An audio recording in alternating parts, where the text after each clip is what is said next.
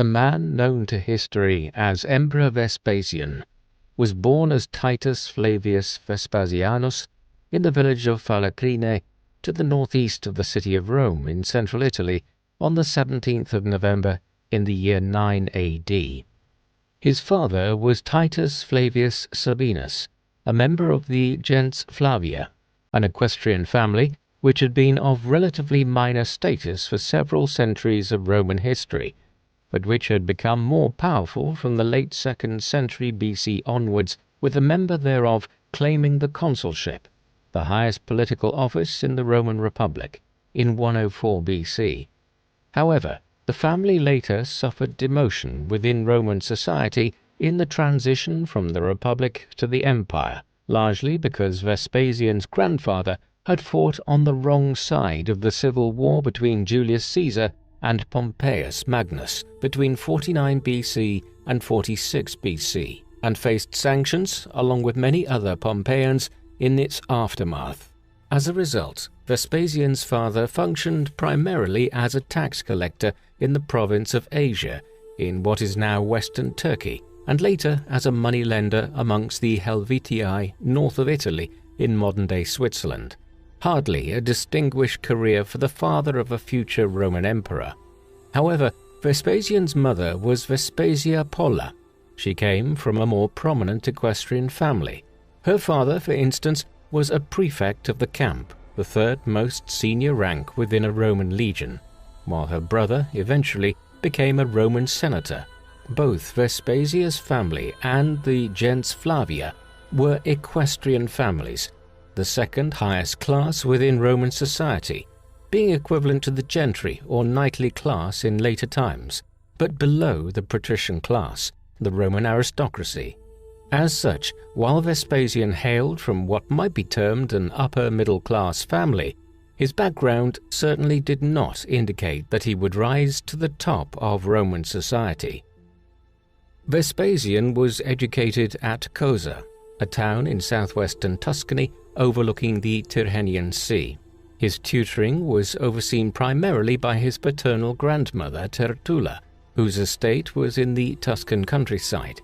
The schooling she provided him with would doubtlessly have focused on the core subjects of the Roman curriculum in ancient times, such as rhetoric, grammar, philosophy, as well as the classic texts of Roman literature, including Virgil's Aeneid, produced some years before Vespasian was born, and which presented a classic synthesis of Rome's foundation myth, one which traced the city's lineage back to Prince Aeneas of Troy. Vespasian evidently had fond memories of his childhood here, and in later years he would often visit Cosa, even long after his grandmother's passing. Little else is known about Vespasian's early life, although his education would have ended in the early 20s AD, as Roman children were deemed to enter adulthood around the age of 14, teenagehood being a relatively modern concept. Coming from a middling equestrian background, he entered the Roman military with a view to becoming an officer, an avenue which was seen as a springboard to a political career in Roman times. Vespasian grew up during a period of transition in Roman history. Rome had emerged as a significant power in the Western Mediterranean in the 4th and 3rd centuries BC, and then expanded to dominate the Eastern Mediterranean in the 2nd and 1st centuries BC. Consequently, by the mid-1st century BC, the city of Rome ruled huge amounts of territory, but it was not yet an empire in terms of its constitution and political arrangement. Rather, Rome was a republic throughout these centuries, one primarily ruled by the Senate and a number of magistrates such as the consuls, aediles, praetors, and quaestors, who were elected for set terms. However, the Republic's constant expansion made the generals of Rome's armies increasingly powerful, and in the 1st century BC, a series of civil wars occurred in the Republic as figures like Cornelius Sulla, Gaius Marius, Julius Caesar, and Pompeius Magnus sought to dominate the Roman state. Eventually, one of these figures, Octavian, emerged victorious, and in 27 BC he established a new constitutional position for himself. Renaming himself Caesar Augustus, he also adopted the title of Princeps, or First Citizen of Rome, though he is more usually known by one of his other titles, Imperator, meaning commander, from which the modern word emperor is derived. While these events had occurred decades before Vespasian was born, they are significant to his life story, for Vespasian's later ascent as Emperor of Rome himself was brought about owing to the fact that the ability of a Roman general to claim absolute power within the Roman state never disappeared, and the possibility that a Roman general might usurp the imperial title was made more plausible by the apparent problems with Caesar Augustus's successors. He died in August 14 AD, when Vespasian was just 4 years old. His immediate successor was his stepson Tiberius, who is generally viewed as a poor ruler who absented himself from Rome for many years and handed over far too much power to Sejanus, the prefect of the Praetorian Guard, the only military soldiers allowed in the Italian peninsula. Tiberius is even viewed as becoming tyrannical in the final years of his reign in the 30s AD, a problem which was compounded by his successor, Caligula, who became emperor in 37 AD, and is known, amongst other things, for his sadism, sexual deviancy, and planning to make his horse, Incitatus, a consul. While the historical accuracy of these depictions of Caesar Augustus's descendants, the Julio-Claudian dynasty as they are known by later Roman writers, is certainly open to question, the general view is that the failure of Augustus's heirs to live up to the standard of leadership he had shown weakened the dynasty's claim to power, and in doing so opened the window during Vespasian's lifetime to a fresh civil war and the ascent of a new dynasty. Vespasian and his sons would be the great beneficiaries of these developments. Vespasian's early career in the Roman military was one of gradual promotion through the ranks of the Roman war machine. He served in Thrace, in what is now Turkey and Bulgaria, as a tribune of the soldiers, a middling officer rank which placed him in charge of a few hundred men within a legion, each of which consisted of between 5,000 and 6,000 men, when all soldiers and auxiliary staff were taken into account. From there, he was promoted to the rank of questor in the province of Crete and Cyrenaica, the Roman name for Libya. As questor, he was in charge of the province's military garrisons, but Crete and Cyrenaica was a relatively poor province with a small garrison, most of which was stationed in desert forts in Cyrenaica to prevent Berber raiders attacking the Roman settlements along the Mediterranean coast. Though this was an inauspicious position, it qualified him to stand for election to become an aedile, and after several failed attempts, Vespasian obtained that office in 38 AD. This position placed him in charge of managing public buildings and events at Rome, and allowed him to cultivate greater contacts amongst the Roman patrician class and the central government in the late 30s AD.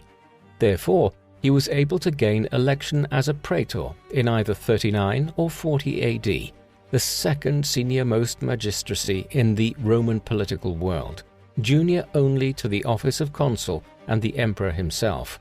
Vespasian was possibly serving as praetor when, in January 41 AD, the Praetorian Guard, with the connivance of many senators and court officials, murdered Caligula and placed his uncle Claudius on the throne.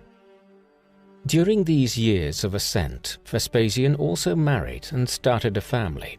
Sometime between 37 and 38 AD, when he was nearing his 30th year, he married Flavia Domitilla, the daughter of Flavius Liberalis, a questor's clerk from Ferentinum in Italy. She came from a very humble background, and the family may even have been descended from free slaves. As such, this was not a political marriage which Vespasian aimed to gain from socially and politically. They eventually had 3 children together. A son, Titus, was born in the last days of 39 AD. A daughter named Domitilla, for her mother, was born some years later, perhaps around 45 AD. though the exact date and even year is unclear, while a second son followed after a good many more years in October 51 AD. Vespasian was also involved during these years in a contubernium relationship with Antonia Caenis, a freed slave woman. Such contubernium relationships in Roman times were generally between slaves or else a free citizen and a slave, in this case a rising Roman magistrate and a recently freed slave. Crucially, Antonia Caenis was a secretary and aide to Antonia Minor, the mother of the new emperor Claudius. This facilitated Vespasian's rise even further under the new emperor. Vespasian was involved in the 40s AD in one of the most significant episodes of the reigns of Augustus's successors. The founder of the Julio-Claudian dynasty had left instructions for Tiberius that future emperors should try to consolidate the vast Roman Empire after 2 centuries of rampant expansion rather than trying to conquer new territory. Tiberius had followed that advice to a large extent, but Caligula had been preparing an invasion of Britain when he was killed, and Claudius determined to follow through with it. This was perhaps because he was disabled, having a limp and being partially deaf. In an effort to prove his martial prowess in spite of his physical limitations, Claudius decided to continue with his nephew's proposed campaign and decided to invade Britain in the early 40s AD. Julius Caesar had visited Britain in the mid-50s BC, but had not undertaken a major military campaign there, while Augustus had planned several invasions, but none of these had come to fruition, and Britain remained outside of imperial control. Yet extensive trade was carried out with the people of these distant lands, and the Romans of the 1st century AD were well aware that there were extensive tin mines in the West Country, a valuable resource to the Romans if they could conquer southern England. Now at last, after a century of flirting with the idea by various Roman generals and rulers, Claudius launched an invasion of Britain in 43 AD. The exact scale of the Roman army involved is unknown, but it is most likely numbered between 35,000 and 40,000 men, made up of 4 Roman legions and another 15,000 to 20,000 auxiliary troops. Vespasian was central to this, while Aulus Plautius commanded the overall invasion, with Claudius stationed in northern Gaul, waiting to cross the English Channel when the invasion was sufficiently advanced. Vespasian, who only recently had served as a praetor, was appointed as a legate and placed in charge of one of the legions which was involved in the campaign, the Legio II Augusta. The armies crossed to southern England on hundreds of transport ships, though the exact landing site is unknown. Thereafter, they headed north to secure the site on the shores of the River Thames, where central London lies today, and where the Celtic Britons who inhabited Britain in ancient times had a settlement. There, Vespasian was involved in a major battle against the Celtic tribes of the region, such as the Atrebates, Trinovantes, and Cativellauni. Following the establishment of Roman control here, Plautius continued northeast to secure control of the foremost Celtic oppida, or hill fort town in southern England, Colchester. Vespasian was sent southwest to secure control of the tin and silver mines in Cornwall and Somerset. Along the way, he conquered over a dozen Celtic oppida and occupied the Isle of Wight before establishing his headquarters in what is now Exeter. Such was the speed of the initial conquest in 43 AD that Claudius was quickly able to proceed across the Channel later that year and received the submission of 11 British kings of southern Britain. The emperor then returned to Rome to celebrate his military triumph, while Vespasian and the other generals remained in England into the second half of the 40s AD, gradually consolidating the conquest and extending the borders into the English Midlands and southern Wales.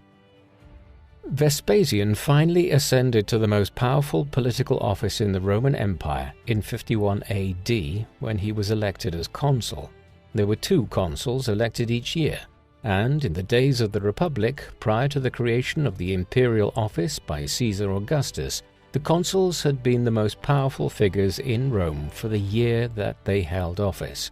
The office of consul was particularly prized because, after the consul served his term in office, he was usually appointed as governor of one of the Roman provinces. A governorship came with the ability to enrich oneself at the expense of the subjects there, though within reason. Some limited corruption was considered a prerequisite of office, but governors who were too avaricious could face prosecution back in Rome if they lined their pockets too extravagantly during their tenure of office.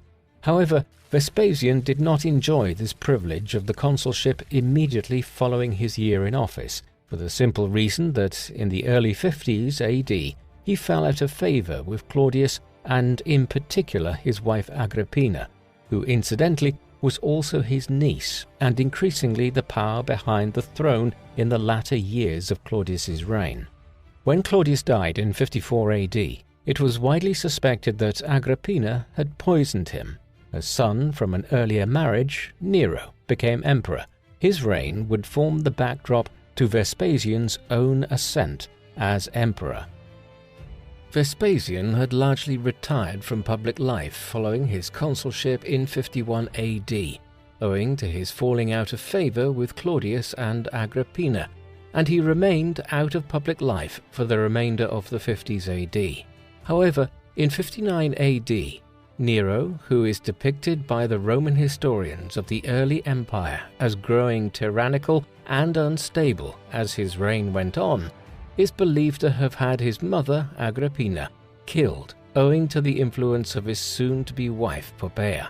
Vespasian's political rehabilitation ensued, and in 63 AD, he was finally granted the governorship of the province of Africa, approximating to modern-day Tunisia and parts of western Libya.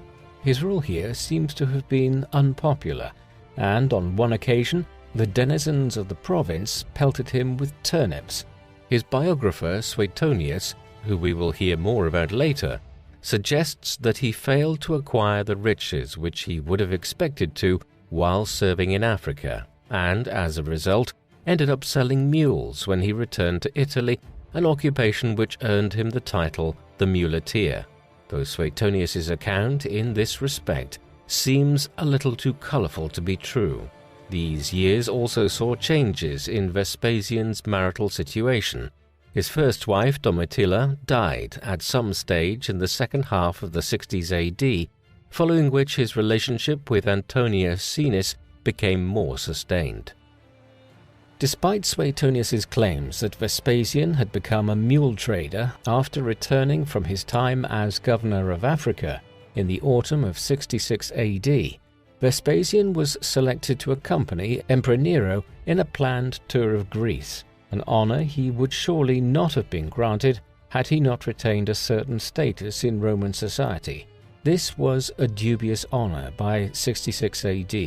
If the Roman historians who wrote about his reign are to be believed, Nero had become increasingly unhinged by 66 AD. For instance, it was suggested that he had intentionally started the Great Fire of Rome, which burnt down a huge portion of the city in 64 AD, with the goal of clearing land to build himself a vast new palace. He had also become obsessed with Greek culture, games, and gladiatorial contests at the expense of governing effectively. The imperial tour of Greece commenced in the autumn of 66 AD, with the court largely residing at Corinth, the provincial capital. The most noteworthy event of the tour seems to have been Nero's participation in the Olympian Games, during which he unsurprisingly won every event. In the course of the tour, Vespasian appears to have offended the emperor by falling asleep during one of his musical performances and was briefly banished to outside of Corinth to atone for his sin. Vespasian's rise to power as Emperor of Rome would not have happened were it not for events that were occurring in the province of Roman Judea right around the time that Nero's tour of Greece commenced in 66 AD. Judea, which approximates with southern Israel and Palestine today, had variously been conquered by the Babylonians, Persians, and Macedonians between the 6th and 4th centuries BC. But in the 2nd century BC, a religious leader named Judas Maccabeus led the Jews in a revolt against the Seleucid Empire, one of the successor states to the empire of Alexander the Great. Maccabeus successfully re-established an independent Jewish state in the Holy Land, one which was ruled by his descendants for decades to come, and the history of which is the subject of Maccabees 1 and 2 in the Old Testament. However, this Jewish state, like all the other powers of the Eastern Mediterranean, soon faced Roman expansion in the region. Accordingly, in the mid-1st century, the Kingdom of Judea was effectively turned into a client kingdom of Rome's, which was ruled by King Herod I as a vassal of the Romans. The Herodian dynasty managed to retain some autonomy under Herod himself, but following his death around 4 BC, the Romans began consolidating their control of the region, and in 6 AD, the region was made into a new imperial province called Roman Judea, although Herod's descendants were allowed to remain as puppet rulers. Roman rule was always uneasy in Judea. The Jews were monotheists who worshipped what they believed to be the one true God, an unusual scenario in the Roman world, where the Romans themselves and many of their subjects, such as the Greeks, Egyptians, Celts, and Germanic tribes, were all polytheists, with pantheons of scores of gods who might have held different names in different regions, but which were all broadly similar to each other.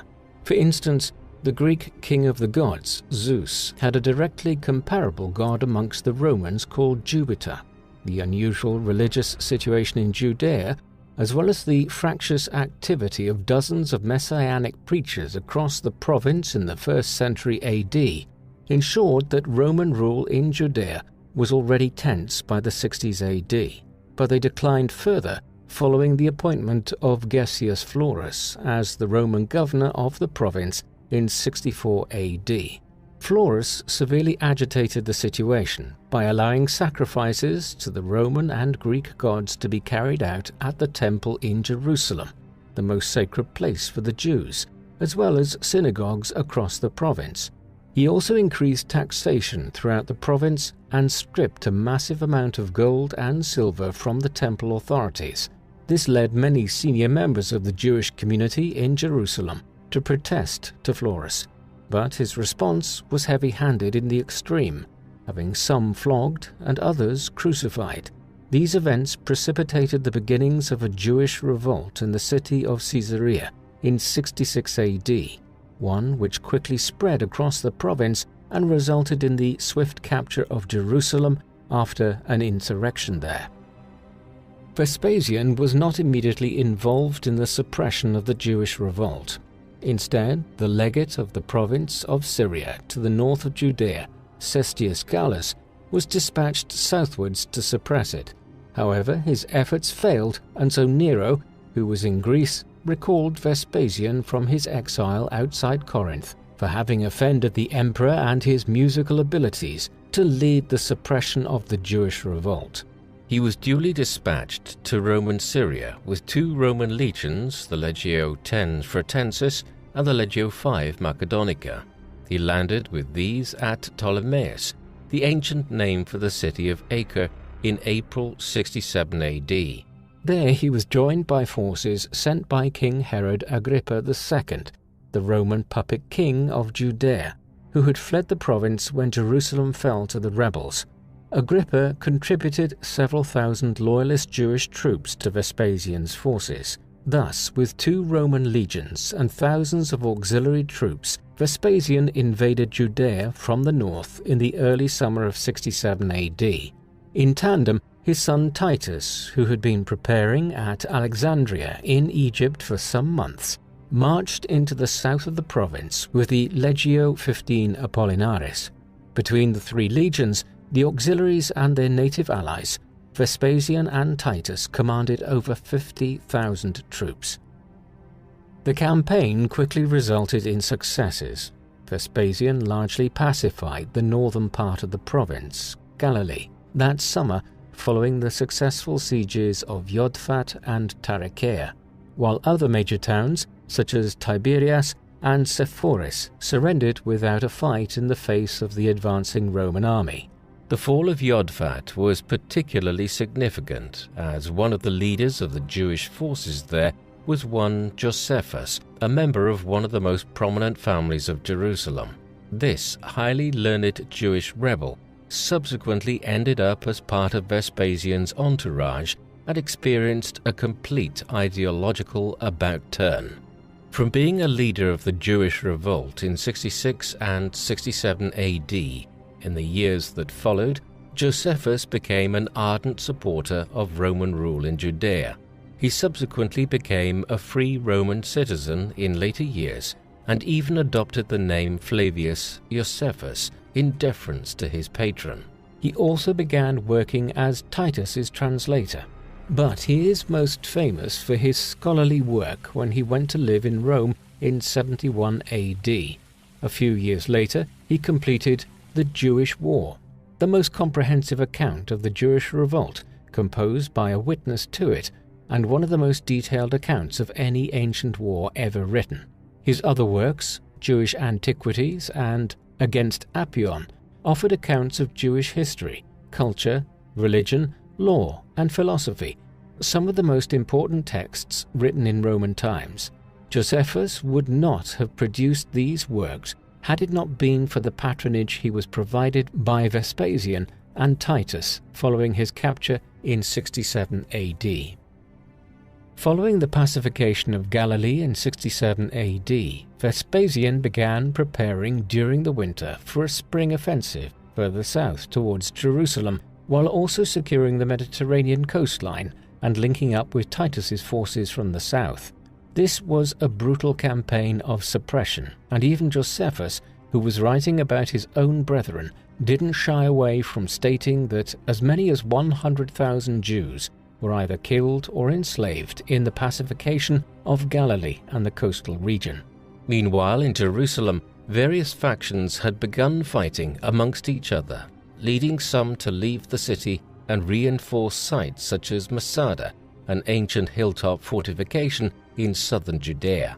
Vespasian and Titus recommenced their campaigning in the spring of 68 AD and, over the next year, captured many towns across the province in preparation for a major assault on Jerusalem. These included Jaffa, Hebron, and Ephraim. However, before Vespasian could begin besieging Jerusalem in 69 AD, events on the other side of the empire led him to change course. While Vespasian was overseeing the pacification of Galilee and preparing for his military drive toward Jerusalem in 67 and 68 AD, plans were afoot to bring Nero's reign to an end back in Rome.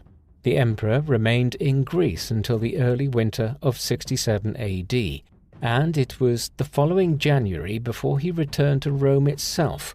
Just weeks later, the governor of northern Gaul, Gaius Julius Vindex, revolted against Nero's rule. He was quickly defeated and subsequently killed himself, but his revolt set off a chain reaction whereby other powerful parties indicated their unwillingness to serve Nero any longer. The most significant of these was Servius Sulpicius Galba, a member of a powerful and wealthy senatorial family who was then the governor of Hispania Tarraconensis, a province which covered much of western Iberia. Galba had a significant military force under his command, and his background ensured that many parties began to support his cause once he rebelled. Nero's cause became desperate when the head of the Praetorian Guard, the elite troops stationed in the environs of Rome, Gaius Nymphidius Sabinus, also indicated his support for Galba, following which the Senate proclaimed the Spanish governor as the new emperor. Realizing that his grip on power had collapsed, Nero killed himself the following day. Had Galba managed to restore order and consolidate his rule following Nero's demise, Vespasian would doubtlessly have remained in the eastern Mediterranean, pacifying Judea. But events did not end in June 68 AD. within days, many others were scheming to replace the new ruler of Rome. One of these was Vitellius, a general whom Galba had just appointed to command the legions on the northern border in Germania. Vitellius repaid him for his promotion by taking these legions and marching on Rome. But before he could get there, a former ally and close friend of Nero's, Marcus Otto, ascended as emperor in Rome after the Praetorian Guards murdered Galba in January 69 AD. He took the title Nero on the urging of the people of Rome, a development which casts into doubt the depiction of the original Nero as a maniacal tyrant.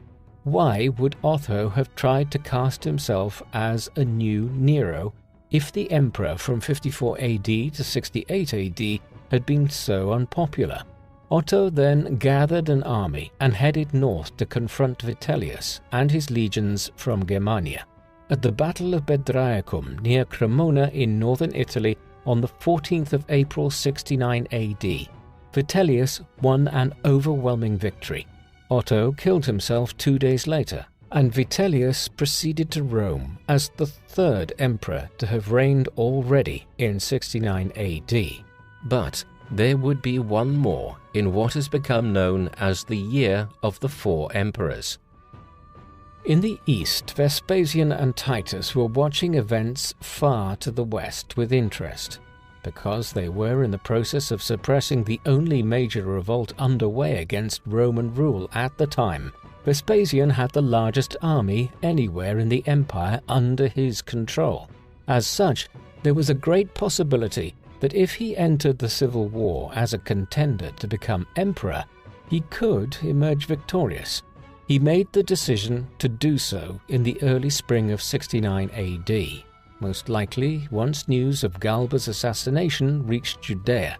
Yet he did not move immediately. Instead, he began soliciting the support of the governors and generals of the provinces in the east. Key here was Gaius Licinius Mucianus, the governor of Syria, the wealthiest and most powerful province in the region around Judea. With Mucianus's support assured, Vespasian was proclaimed as emperor by the legions under his command in early July.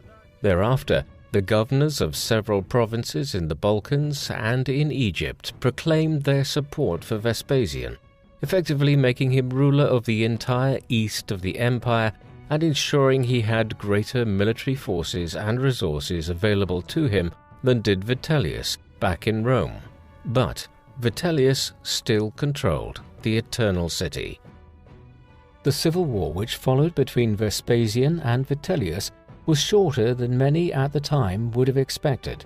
Vespasian's own actions certainly indicate that he was preparing for a lengthy struggle. Instead of heading directly for Italy with his legions, many of which had been sent westwards already under Mucianus, Vespasian headed for Egypt. His goal in doing so was to ensure maximum control of this province on which Rome and Italy were dependent for much of their food supply, Egypt being the breadbasket of the empire, from which huge supplies of grain arrived every year to Rome. In the event of a lengthy conflict, Vespasian could cause huge damage to Vitellius's cause if the food supply was cut off, but this would not prove necessary. While Vespasian was consolidating his control over Egypt, Mucianus and another general who supported Vespasian, Marcus Antonius Primus, led his forces through the Balkans and towards northern Italy. In the end, it was Antonius Primus who oversaw the campaign against Vitellius's forces in northern Italy and, after gaining several decisive victories, marched on Rome. Vitellius attempted to abdicate at this point in favor of Vespasian, but his supporters refused to accept this, and the bitter siege of Rome commenced. Eventually, Antonius Primus secured the city for Vespasian, but not before many of the great temples and other buildings on the Capitoline Hill in the center of the city were destroyed. Vitellius was captured and duly executed on the 20th of December 69 AD. Vespasian was now the undisputed emperor of Rome. Vespasian needed to move quickly to ensure that further unrest did not lead to the emergence of a new rival for power. He was aided by the fact that his younger son, Domitian, was in Rome and able to manage affairs there, while neither Antonius Primus nor Mucianus decided to use the forces under their command or their proximity to Rome to try and claim the imperial title themselves. When news reached Egypt of the defeat of Vitellius, Vespasian quickly ordered the dispatch of huge cargoes of grain to Italy to end the blockade of Rome he had imposed. Curiously, he stayed in Egypt for long enough to be formally hailed as emperor at a ceremony in the Hippodrome in Alexandria, the second largest city in the empire. Here he was proclaimed as pharaoh, the ancient title granted to the rulers of Egypt since the late 4th millennium BC. Once this was done, he left for Rome, where he arrived by the early summer of 70 AD. There he consolidated his control over the empire by increasing taxation on Rome and using the extra finances to make payments to the legions, which ensured their loyalty and blocked another rival from emerging. The first few years of Vespasian's rule are somewhat peculiar in that he effectively seems to have had a co-ruler during this time.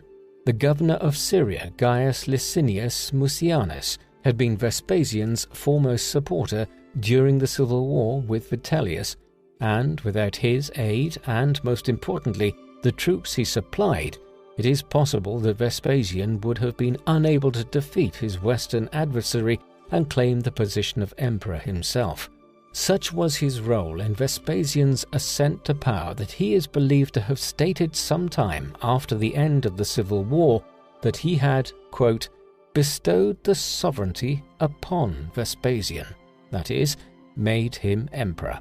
Perhaps unsurprisingly then, we find that Mucianus held an extremely powerful position in the first years of the new reign, one which has led some classical scholars to suggest he was effectively a co-ruler.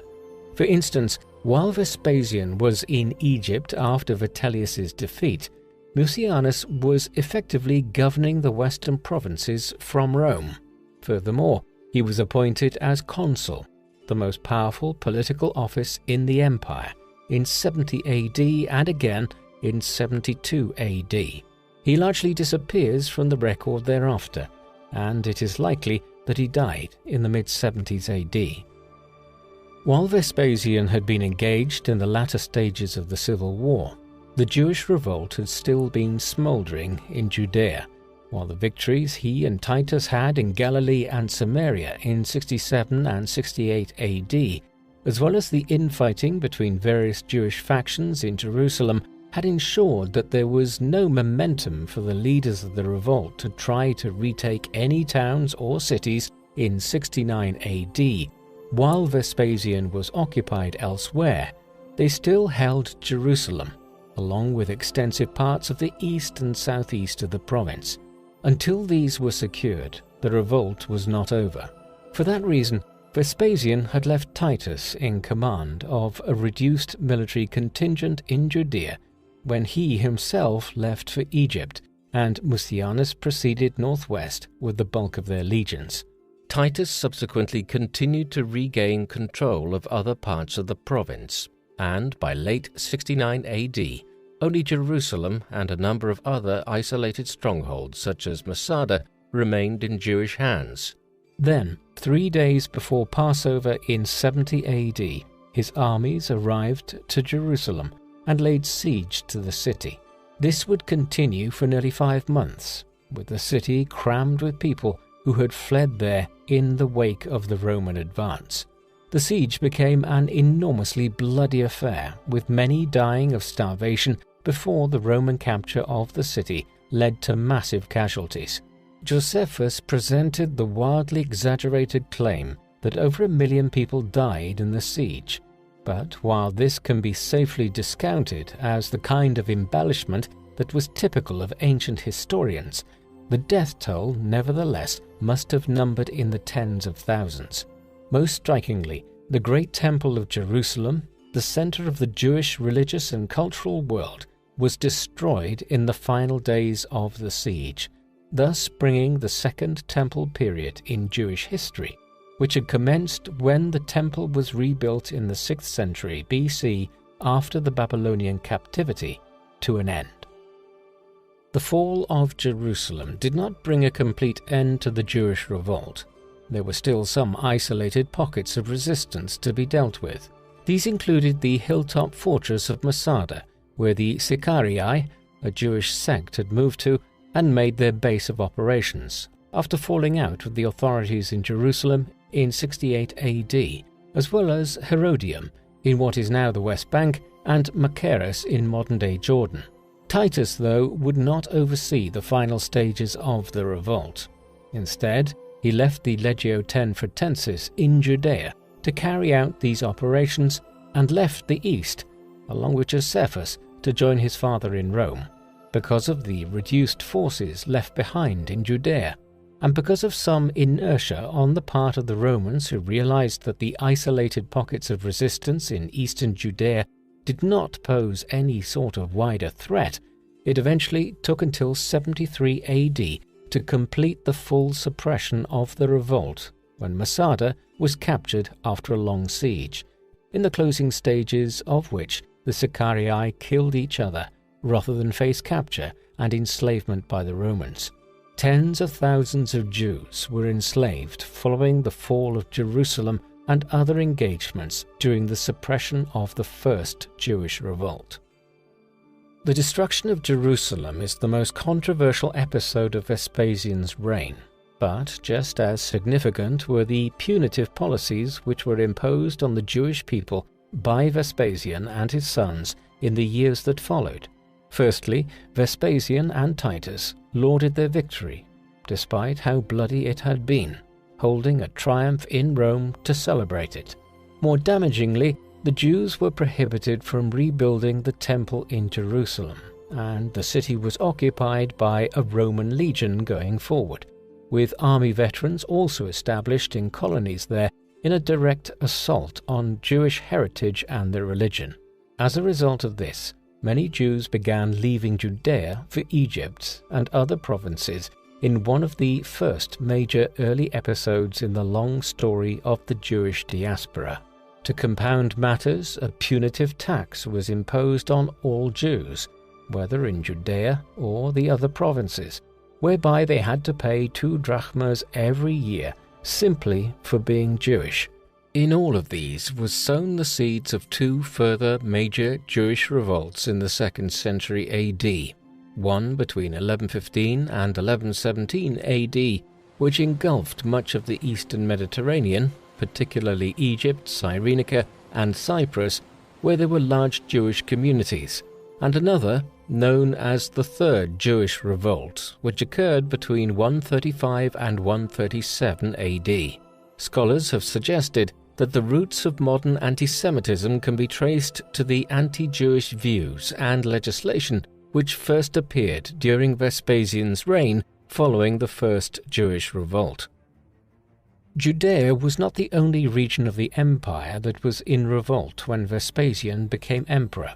To the north, near the mouth of the river Rhine, in what is now the Netherlands, the Batavii, a Germanic tribe who dominated this area in pre-Roman times, had risen in revolt in the summer of 69 AD, taking advantage of both the civil war and the fact that Vitellius had pulled many of the Roman legions out of Rome's northern provinces in Gaul and Germania and brought them south to enforce his claim to become emperor.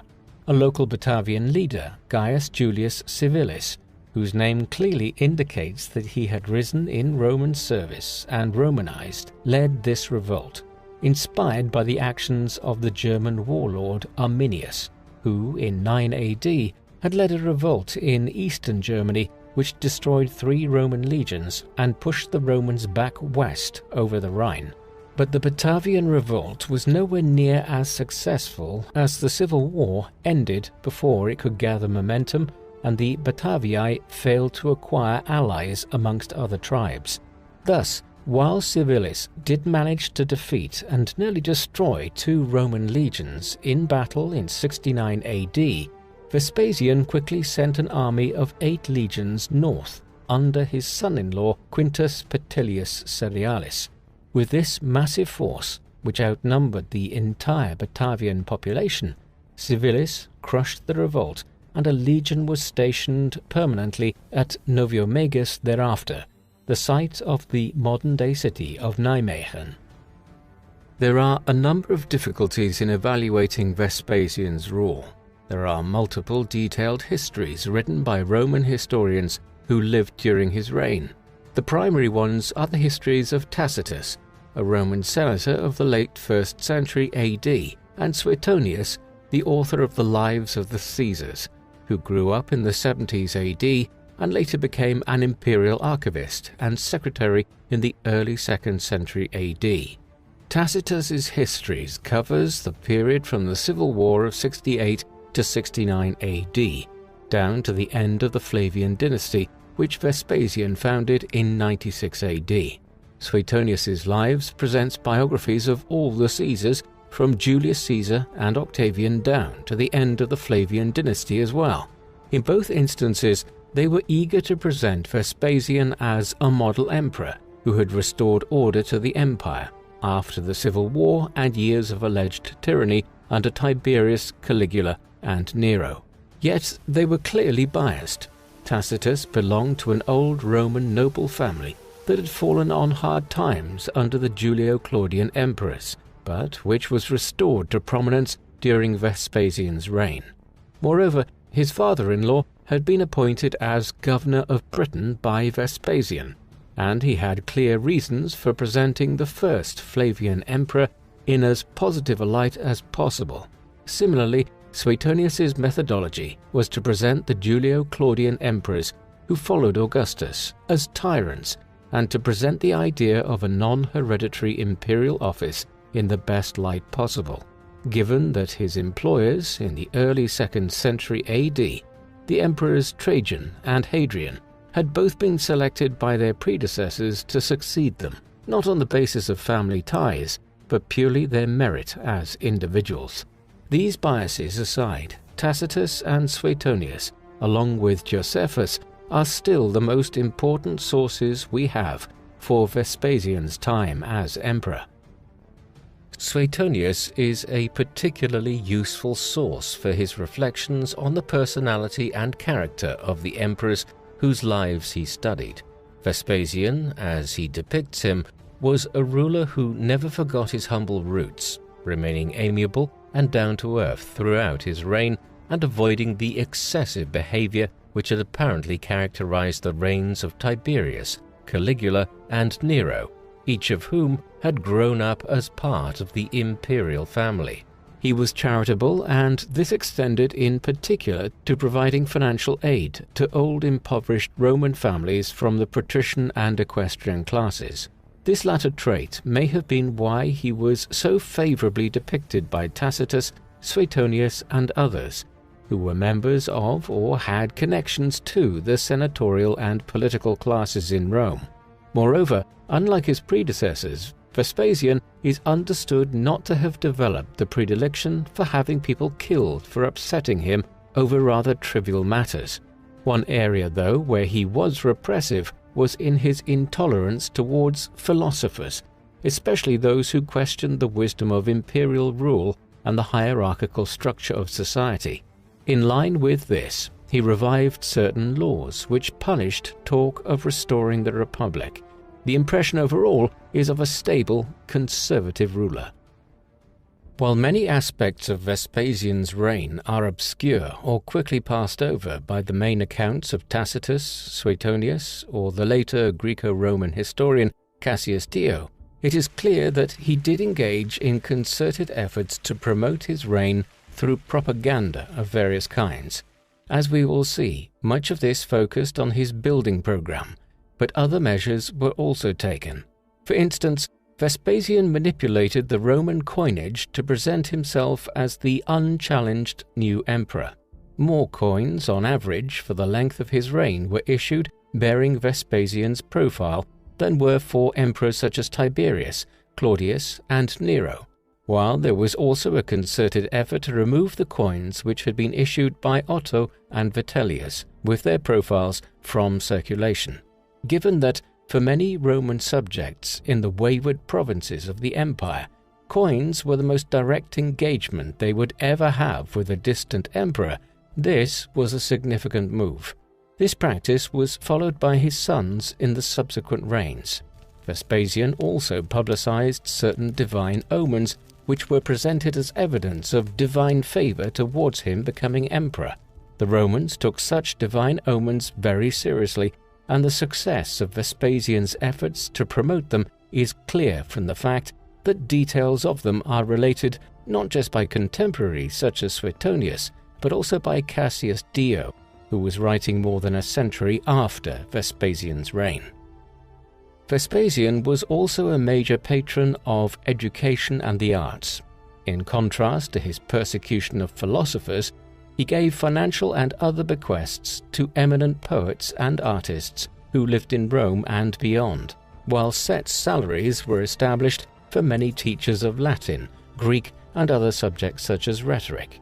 His motives in doing so were most likely to foster the growth of a professional bureaucracy, which would begin to administer the Roman provinces and the central government in Rome itself in a more efficient manner, with tens of thousands of officials needed empire-wide to run the provincial administrations, collect taxes, uphold Roman law, and manage the military from an administrative perspective. A number of the ancient world's most substantial scholars also worked during Vespasian's reign, and the emperor patronized them. Quintilian, a brilliant Spanish rhetorician, whose abilities in ancient times were deemed to be second only to those of Cicero, established a school of rhetoric in Rome in the late 60s AD, which flourished during Vespasian's rule. The emperor was clearly a supporter of Quintilian, who was made consul in the 70s AD. Tacitus possibly spent time here, as well as Pliny the Elder, who in the 70s AD was compiling his famous Natural History, one of the foremost encyclopedias of knowledge compiled in Roman times. Pliny was also made a procurator by the emperor as early as 70 AD.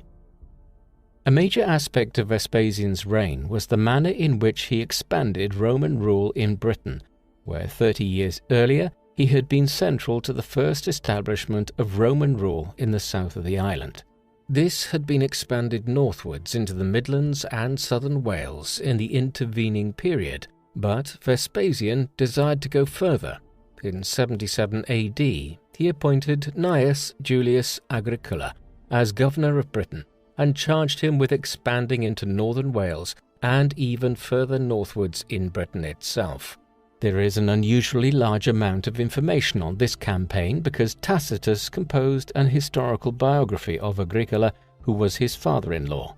In 78 AD, the new governor initiated a new campaign against the Ordovices, the tribe which dominated the bulk of northern Wales and the island of Anglesey. The Ordovices had been campaigned against in previous years, but had remained only partially subdued. By the end of the year, Agricola had largely completed the conquest of Wales, bringing forces into their island stronghold of Anglesey and forcing the tribe to accept peace terms. He subsequently headed northeast, campaigning with his legions into the Scottish lowlands. Hence, although he would not live to see it, Vespasian's directives to Agricola set in motion events which saw the Roman Empire extended into northern England and southern Scotland for the first time. Back in Rome, the emperor was becoming known for an altogether more peculiar policy. In ancient times, and indeed until as recently as the 16th and 17th centuries in some parts of Europe, urine was used for numerous industrial processes, including dyeing clothes, tanning, wool production, and as detergent to wash clothes, as the ammonia in it removes stains. Consequently, as disgusting as it might seem to the modern mind, urine from the public bathrooms across the city of Rome was collected and sold to various people involved in clothes washing and manufacturing. Nero appears to have been the first to introduce a tax on urine, which those who used it for these purposes had to pay. but according to both Suetonius and Cassius Dio, it was more systematically imposed by Vespasian. Alternatively, the urine tax might be misunderstood, and it may have been a simple tax on using the public bathrooms which were built across the city. In any event, Vespasian became so famous for introducing this urine tax that when the municipal governments of cities like Paris and Rome first began introducing public bathrooms in their cities in the 19th century, they were called Vespasienne and Vespasiano. Urine taxes aside, Vespasian's greatest contribution to the civic life of the city of Rome was the building program that he oversaw. A vast proportion of the city had been destroyed during the Great Fire of 64 AD, and it still had not been redeveloped by the time Vespasian came to the throne, if the sources are to be believed, because Nero had planned on taking over a vast part of the city centre and building his new palace across it. His downfall and the civil war further stalled any plans to rebuild the city, and so it fell to Vespasian to oversee this work in the 70s AD. Suetonius credits him with the restoration of the city by allowing anyone who had been left homeless in 64 AD and who had subsequently left the city to return and build on any vacant lots in a move which seems utopian when contrasted with modern bureaucratic inertia when attempting to build anything. Vespasian also began the redevelopment of the Capitoline Hill, one of the 7 hills on which Rome was built. Here he erected a temple of peace alongside the Forum. More significantly, he rebuilt the temple of Jupiter Optimus Maximus, which had suffered damage in both the Great Fire and during the Civil War, and was reputedly the oldest major temple in the city, built hundreds of years earlier. This is where the triumphal parades of Roman generals and emperors ended, and was an iconic site in the city's history. Over on the Celian Hill, he also erected a temple in honor of Claudius, during whose rule Vespasian's public profile had become significant enough to allow him to later claim the office of emperor. As significant as these other building projects were, Vespasian is primarily remembered today from an architectural standpoint for building the Flavian Amphitheatre, or as it is more commonly known today, the Colosseum. There had been gladiatorial games and other spectacles held in Rome for centuries by the time of Vespasian's rule, but these had no fixed home, with different amphitheatres, often built of wood, being used over the decades. Vespasian decided to rectify this and turned over land which Nero had earmarked for his vast palace for the purposes of building such a stadium. Building work on the amphitheatre, which initially could hold an audience of over 50,000 people, was commenced around 72 AD, using money which had been acquired by plundering Judea as the Jewish revolt was suppressed. Built with slave labor and out of travertine limestone, volcanic rock and Roman concrete, the resulting edifice was laid out in 3 tiers, which would be filled according to one's social class. While at nearly 50 meters high, it was probably the tallest building in the Roman world when finished. However, Vespasian would never live to see it completed. In the end, it was not until 80 AD, the year after his death, that the Flavian Amphitheatre was finished. It would subsequently be expanded to hold upwards of 80,000 people in future decades. The great amphitheatre was nearing completion by the time that Vespasian died. His reign in the end lasted nearly exactly 10 years from when he was first proclaimed by his legions in Egypt back in 69 AD. His demise came in the countryside to the northeast of the city of Rome, near where he was born almost 70 years earlier. There is some dispute over whether this occurred on the 23rd or the 24th of June 79 AD. His death was described as follows by Suetonius, whose account is worth quoting at length. During his 9th consulship, he suffered a slight illness when in Campania, and having at once returned to the city, he set off for Cutili and the countryside of Reata, where he used to spend every summer. There, despite the fact that his illness was exacerbated by an intestinal disorder caused by excessive use of cold baths, he continued to perform his usual imperial duties just as before, even hearing embassies as he lay in bed. Suddenly stricken with an attack of diarrhea, so severe that he almost fainted, he said that an emperor should die on his feet. As he was struggling to rise, he died in the arms of those helping him on the 9th day before the calends of July, at the age of 69 years, 1 month, and 7 days. Vespasian was quickly deified, a Roman tradition whereby deceased emperors were deemed to have become gods in death. Following his death, Vespasian was succeeded by his eldest son, Titus. Owing to his role in ending the Jewish revolt in Judea after his father had headed west to wage war on Vitellius, and the fact that he had held many prominent offices himself in Rome during the 70s AD, Titus was well known to the Roman people when he ascended. He was apparently a popular ruler, one who benefited in terms of the public perception of him from presiding over the inaugural games, which were held to commemorate the completion of the Flavian amphitheatre shortly after he became emperor. Consequently, Suetonius and others presented positive assessments of his reign, but it was all too brief. He died of a fever in September 81 AD, when just 41 years of age. As he did not have any sons or a designated heir, he was succeeded by his brother Domitian. This younger Flavian reigned for 15 years and is generally understood today to have been an efficient but autocratic ruler, one who clashed with the Senate and the Roman aristocracy. He was assassinated in 96 AD by a group of court officials, an act which brought the Flavian dynasty, which Vespasian had founded, to an end. In his place, the Senate chose Nerva as the new emperor, an elderly and respected Roman magistrate and senator. Henceforth, for the next century, the empire was ruled by a succession of rulers known today as the 5 good emperors, each of whom chose their successor on the basis of their merits as a potential ruler, rather than familial or hereditary considerations. Vespasian's reign as emperor is in some ways difficult to assess.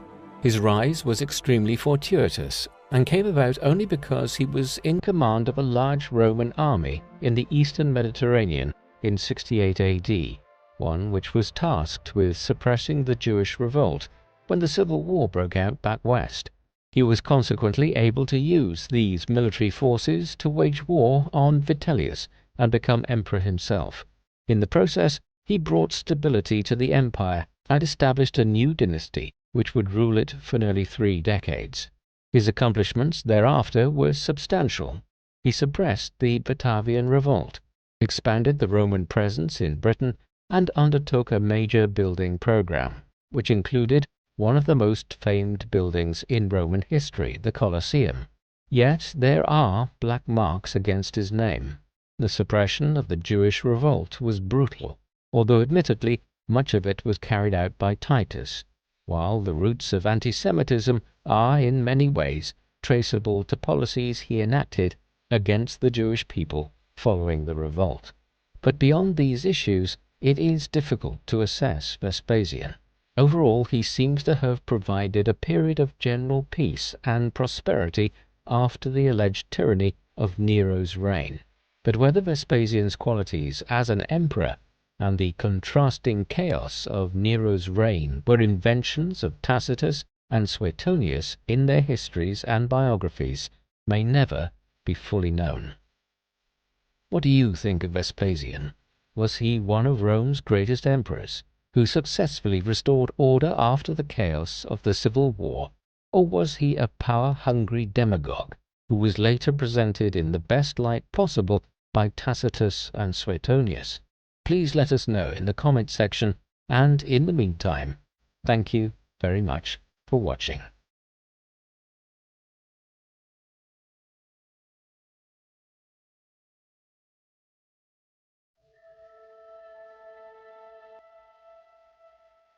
The man known to history as Titus Flavius Vespasianus was born in late December 39 AD in the area of the Campus Martius in Rome. His father was Vespasian, the eighth successor to Caesar Augustus as emperor of the Roman Empire and the founder of the Flavian Dynasty, one of Rome's more successful yet relatively short-lived ruling dynasties. He came from an undistinguished equestrian family, equestrian referring to the class of Roman society that ranked below senatorial in the Roman social hierarchy.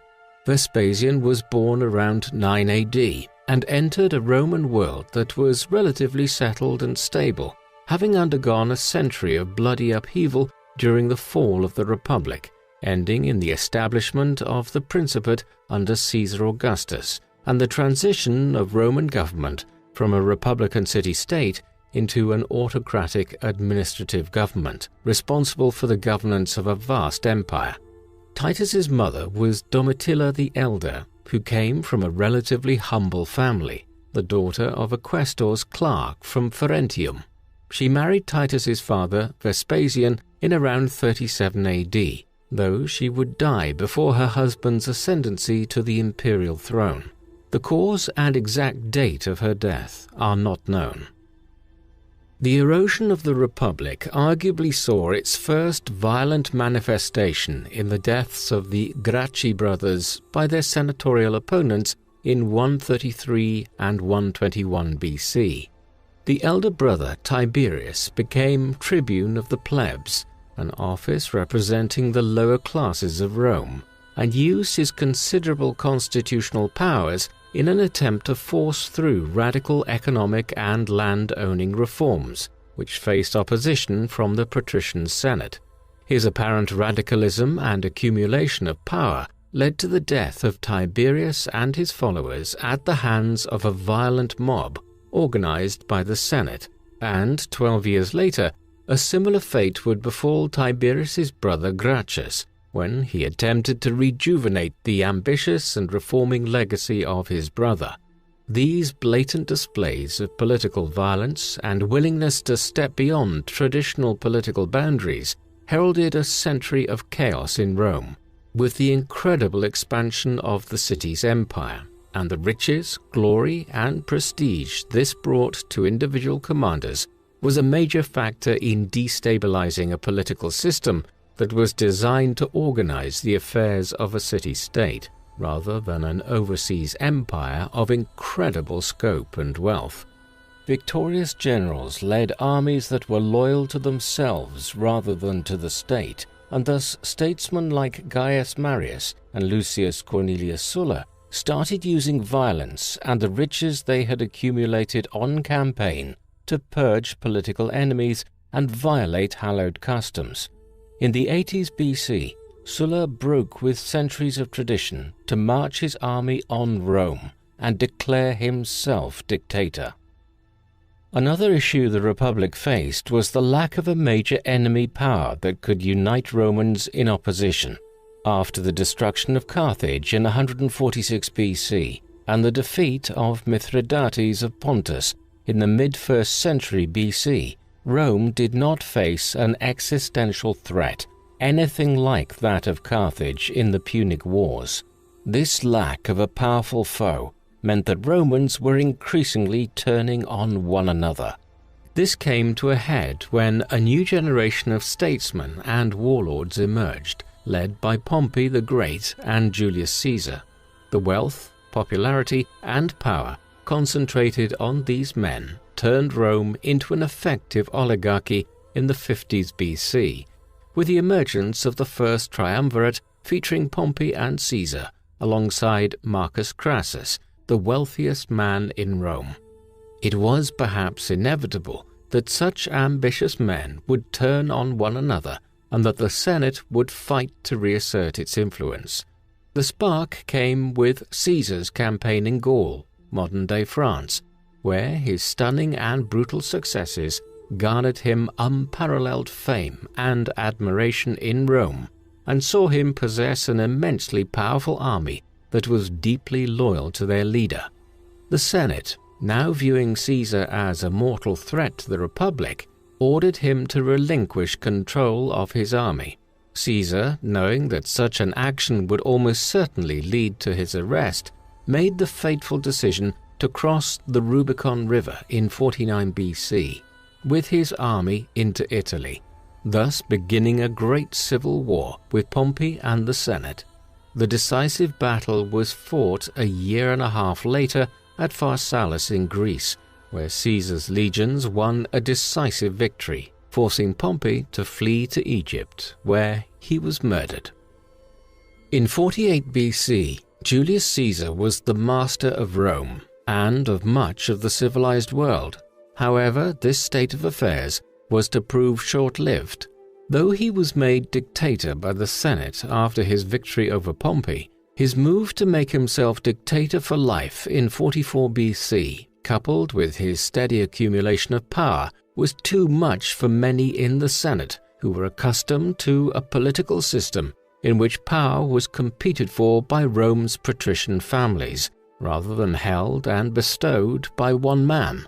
These tensions came to a head on the Ides of March in 44 BC, when a conspiracy led by the senators Brutus and Cassius, but involving dozens of senatorial co-conspirators, murdered Caesar at a meeting of the Senate, days before he was due to depart Rome to lead a campaign against the Parthian Empire.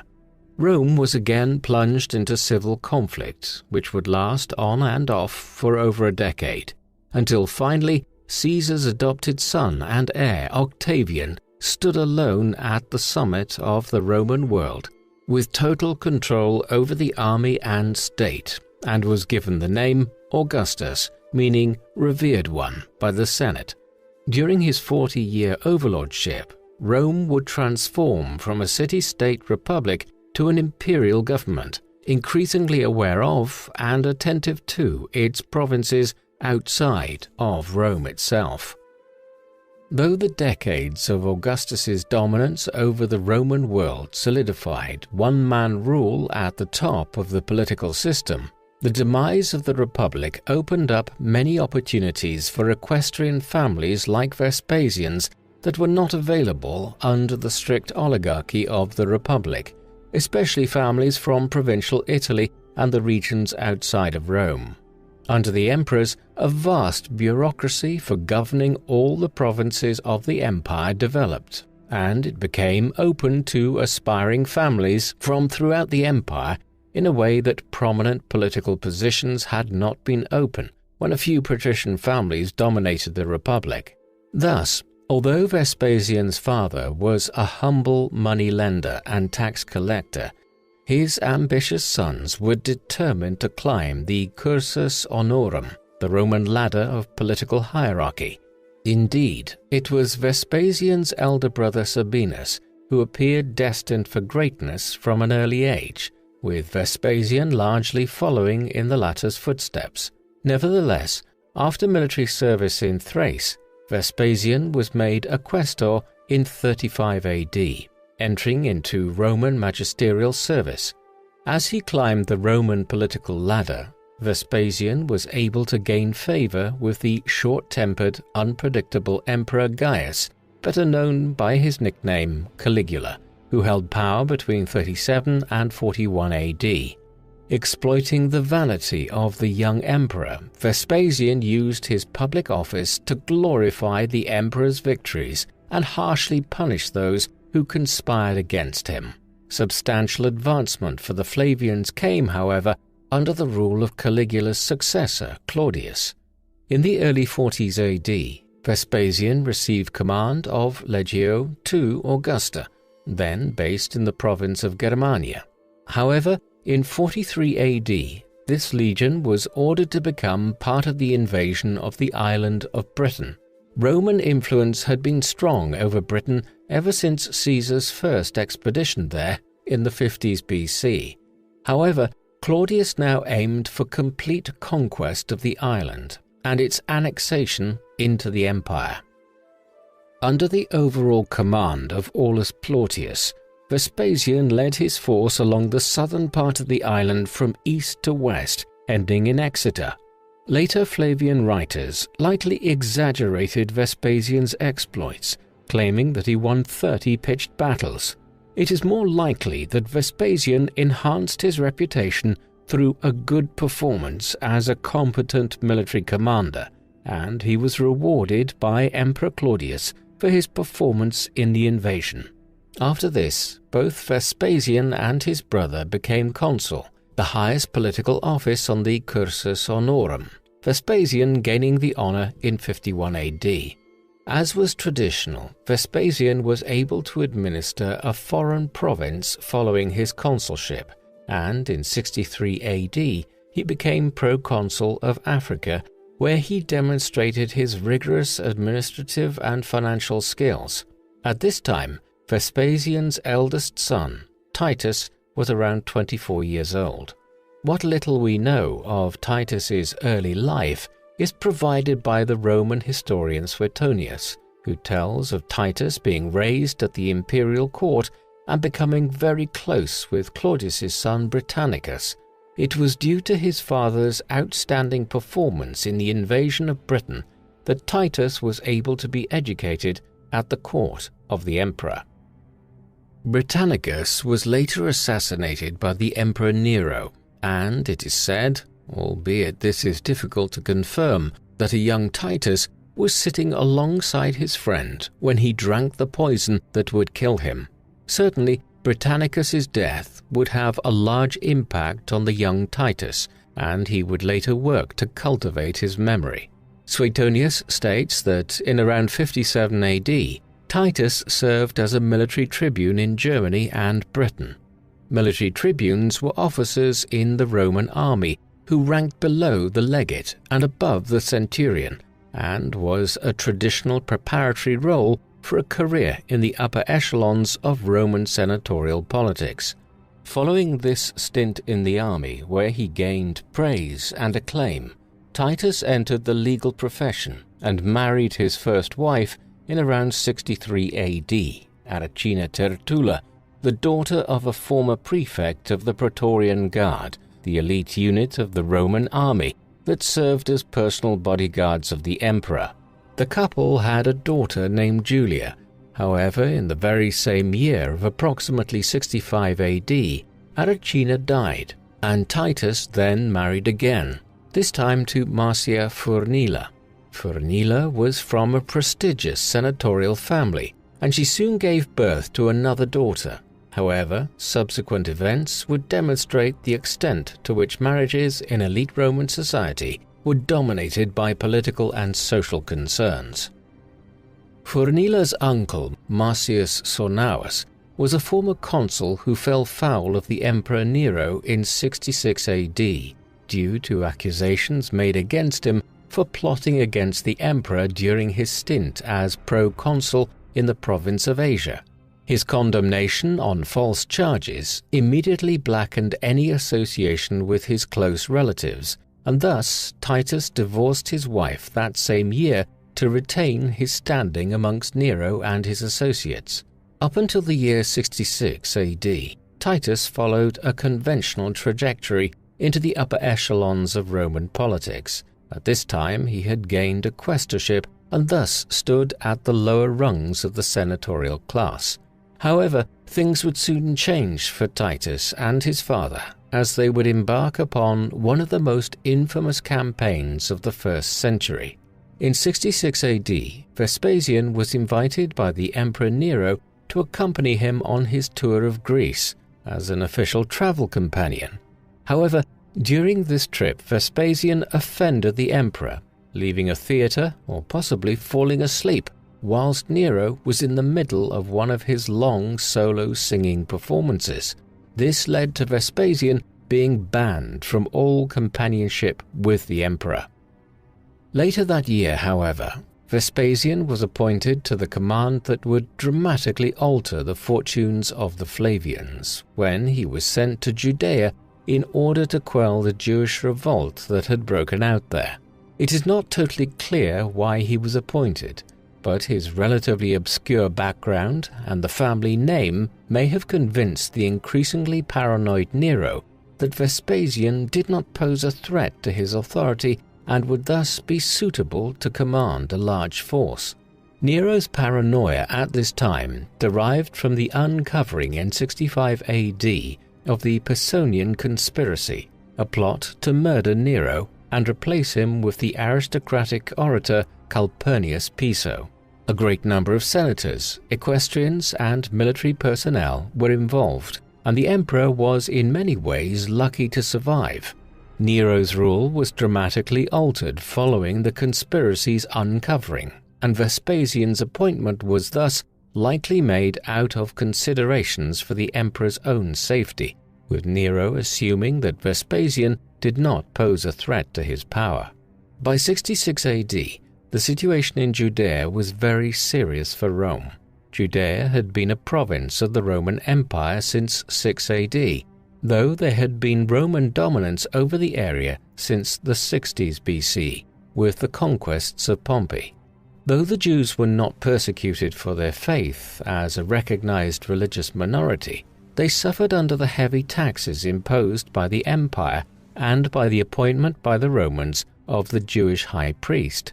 This is because the high priest was chosen from the section of the Jewish population that collaborated with Rome, and thus was alienated from the rest of the Jewish population. Tensions were inflamed by the influence of Hellenistic culture and the resulting emergence of a Romanized Hellenistic elite who dominated the affairs of Judea and promoted the cult of the emperor. Rebellious groups emerged among the Jewish population, known as zealots, who believed that any means were necessary to attain complete political and religious liberty and autonomy. Perhaps unsurprisingly, groups like this rose in popularity during the reign of Caligula, where the unstable emperor ordered his statue to be set up in every temple throughout the empire and threatened to destroy the Jewish temple when the Jews refused. Things came to a head under the procuratorship of Gessius Florus, as Florus had particular disdain for the Jews and lacked the political skill to quell the gathering tensions. In 66 AD, a revolt broke out in the town of Caesarea in Judea, as a gang of zealots attacked the Greeks living in the town after a Greek mob had profaned the local synagogue. Florus chose this moment to initiate a forceful gathering of taxation in Jerusalem, and as part of this, he plundered vast quantities of silver from the sacred Jewish temple. This infuriated the Jewish population. However, unrest was brutally quashed by Florus, who executed several city leaders. This only turned the unrest militant, however, and armed rebels destroyed the local Roman garrison and embarked on the destruction of Roman people and symbols throughout Judea. Rebel mobs also fought with Jews who were opposed to rebellion until the zealot factions won out and determined to cleanse Judea of Roman influence. Rome soon responded with the proconsul of Syria, Cestius Gallus, marching south with around 30,000 troops to put down the revolt. Gallus attempted to capture Jerusalem, but was repulsed after a siege and forced to retreat. His troops were then ambushed by Jewish rebels at Beth Horon and took heavy losses, including the humiliating loss of an eagle standard. Gallus died soon afterwards, possibly killing himself. This stunning victory galvanized the Jewish rebels and pushed aside moderates, hardening their desire for complete Judean independence from Rome. With Judea spiraling out of control and Romans determined to take vengeance for Gallus's defeat, Vespasian was appointed to put down the rebellion in late 66 or early 67 AD, and he set off immediately with Legio V and Legio X. Vespasian made Titus, now 27 years old, legate of his third legion, Legio XV Apollinaris, then stationed in Egypt, whilst Vespasian made his way to Judea by land from Greece, going through modern-day Turkey. Titus travelled across the Mediterranean and took command of his legion in Egypt before moving north. The Romans had around 60,000 soldiers in total, and Vespasian and Titus began the campaign in Galilee, in the north of Judea, and one of the most radicalized regions in the area. The campaign was brutal, with entire villages and towns being destroyed by the Romans. Titus himself was able to lead the final onslaught against numerous towns in the north, although at Giscala, the last remaining rebellious town in Galilee, Titus fell for a ruse on the part of the rebel leader, which allowed a large group of the most dedicated rebels to escape to Jerusalem. Though unquestionably brave as a commander, Titus had not yet developed the careful and considered military approach that was definitive of his father. It is estimated that in 67 AD, as many as 100,000 were killed or enslaved in the pacification of Galilee.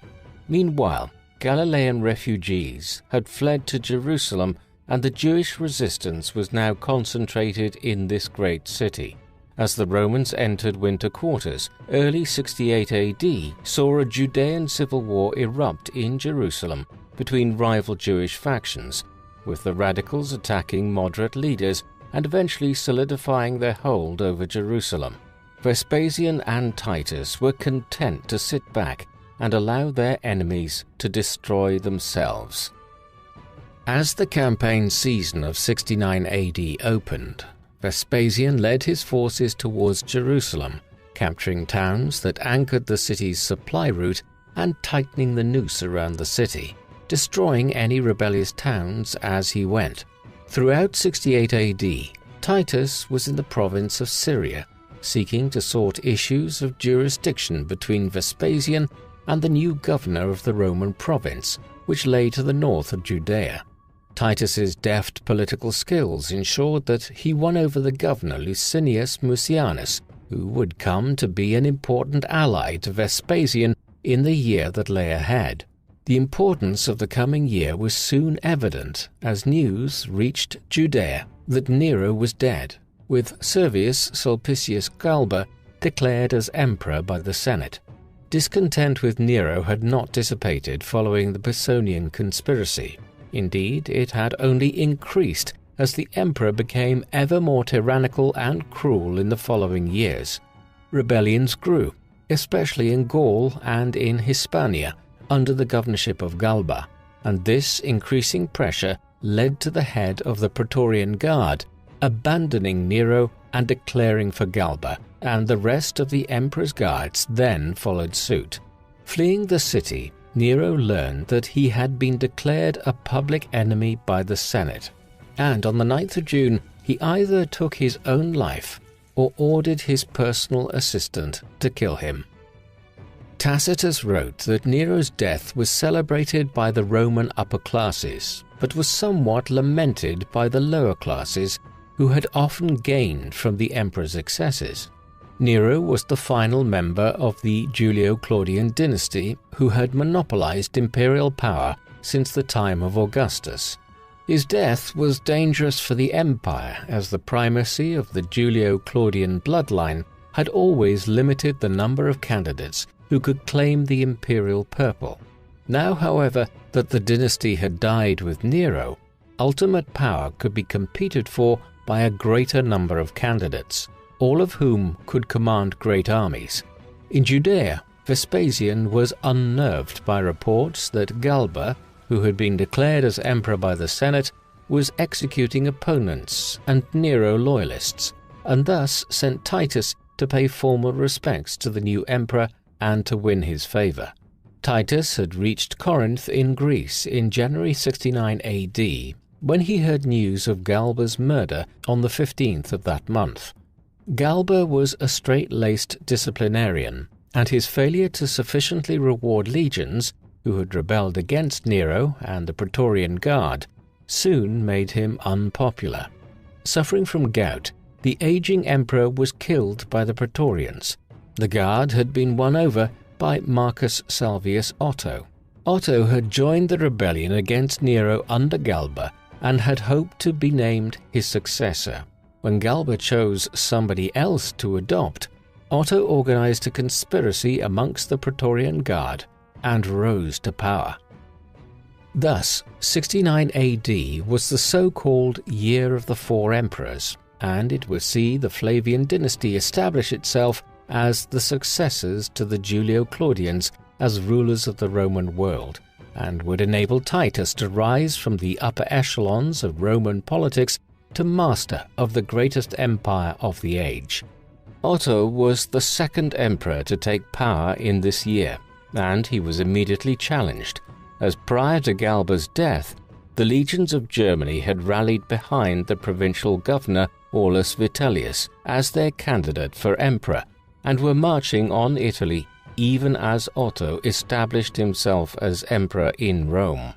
Considering his and his father's situation in Greece, Titus feared becoming a hostage in the hands of one of the rival emperors, and so decided to turn back to the east. The Roman historian Tacitus presents Titus as contemplating at this point the potential for a Flavian attempt to take power, and it is possible that this played into Titus's decision not to pay homage to any of the rival emperors in the west, and instead help his father consolidate his power in the east. The difficulty of this decision is emphasized by the fact that he returned to Judea via Cyprus, where he consulted with the oracle of the Paphian Venus, who apparently favored Titus's decision, and he thus sped to the eastern shore of the Mediterranean. Vespasian remained a novus homo, or new man, in amongst the Roman political class, and was far from being one of the wealthiest or most prestigious men in Rome. Indeed, Vespasian himself was not a particularly ambitious man by Roman standards, and as emperor was well known for his indifference to the glory of the imperial office. Thus, his decision to make an attempt for the imperial purple was not an easy one to make. At first, Vespasian was happy to sit back as Vitellius and Otto fought one another in northern Italy. Gradually, however, Vespasian's supporters and advisors pushed him towards making the fateful decision to intervene, especially after the controversial Vitellius defeated Otto at the Battle of Bedriacum and was proclaimed emperor. Mucianus was particularly insistent, and as the momentum for a Flavian intervention grew amongst the Romans in the east, the legions in Alexandria proclaimed an oath of loyalty to Vespasian and declared him Caesar, followed by the legions in Judea and then Mucianus's Syrian legions. Though the proclamation of the legions was made to seem spontaneous, in reality the Flavian camp had planned their opening moves carefully and had decided to commit in the middle of June. Titus's role in his father's decision to march on Rome and his ultimate elevation to the imperial power was extremely significant. Unlike his father, Titus had been brought up around the imperial court and possessed great ambition and the political skills and talents necessary to help make his ambition a reality. His winning of Mucianus as an ally of Vespasian in the previous year was pivotal, as the Syrian governor commanded as many legions as Vespasian, and their forces combined were considerable. Some historians consider Titus to have been the originator of the Flavian bid for the empire, following the death of Galba. As the heir apparent to Vespasian, he had among the most to gain from his father's elevation. At a final organizational conference, it was decided that after ensuring the security of Judea and the eastern borders of the empire, Mucianus would lead a force west, whilst Vespasian would travel to Egypt to secure Rome's vital grain supply. Titus, meanwhile, was given supreme command over Judea and Syria and charged with completing the pacification of the region, which at this point in the campaign meant the capture of Jerusalem. Vespasian appointed his close ally Tiberius Alexander as Titus's chief of staff, perhaps a reflection of his son's lack of military experience in such an important role. Whilst Vespasian was in Egypt, the Flavian campaign met with unexpectedly rapid success. The eastern half of the Roman world had declared for Vespasian, and armies loyal to him rapidly entered the northeast of Italy and won a decisive victory over Vitellius's forces at Cremona. Vespasian's forces then entered Rome in heavy street fighting and dragged Vitellius through the streets before killing him in December of 69 AD. Having been declared emperor by the Senate whilst in Egypt, in 70 AD, Vespasian departed for Rome to take up his new position. Titus had accompanied his father to Egypt, but in the spring of 70 AD he departed to Judea in order to open the final campaign in the region. His army contained a corps of 4 Roman legions, Legio 15 Apollinaris, Legio 5 Macedonica, Legio 10 Fretensis, and Legio 12 Fulminata, and was supplemented by auxiliary and native forces. Titus's army likely totaled around 70,000 troops, a force even larger than that commanded by his father at the opening of the Judean campaign. Titus made straight for Jerusalem, ensuring the security of Roman supply lines as he went, and began siege preparations in April, around the time of Passover.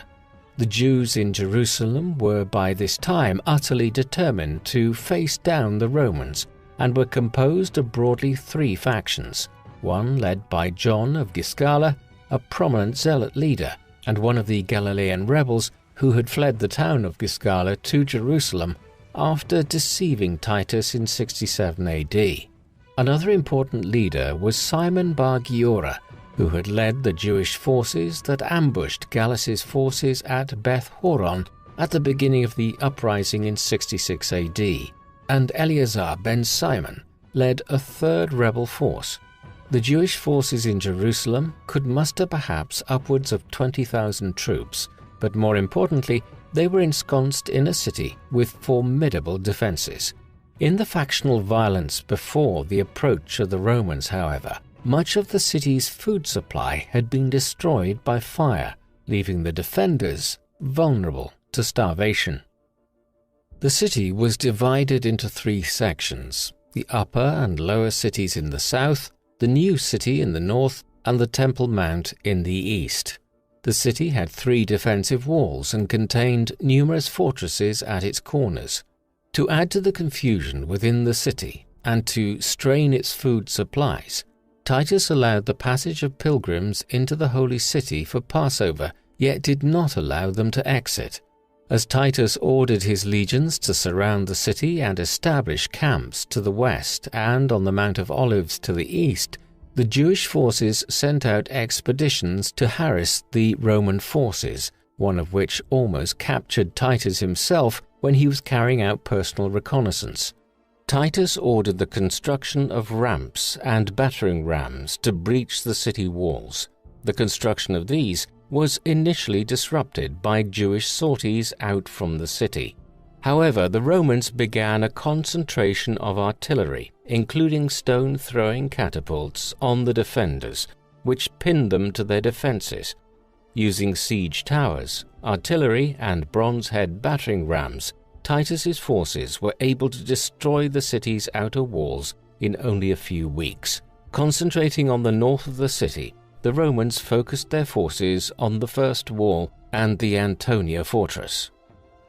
As his forces erected siege works and battered the inner walls of the city, Titus dispatched Josephus, a Romano-Jewish military leader and writer who had defected to the Romans 3 years earlier and, now a Roman citizen, was a friend and advisor to Titus, to persuade the Jews to surrender.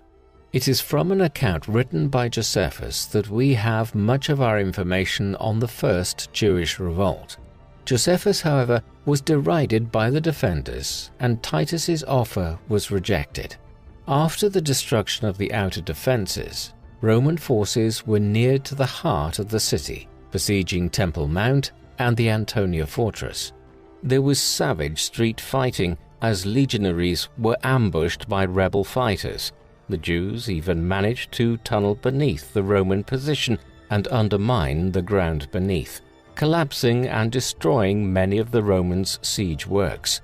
Amidst the costly fighting, Titus reconsidered his strategy and decided to intensify the blockade of the city by constructing a siege wall encircling the city to prevent anybody escaping and any supplies from reaching Jerusalem's defenders. This wall was completed in only 3 days and was 4.5 miles long, testament to the remarkable engineering abilities of the Roman army. It worsened the famine within the city considerably, leading to misery and atrocities amongst the inhabitants of the city.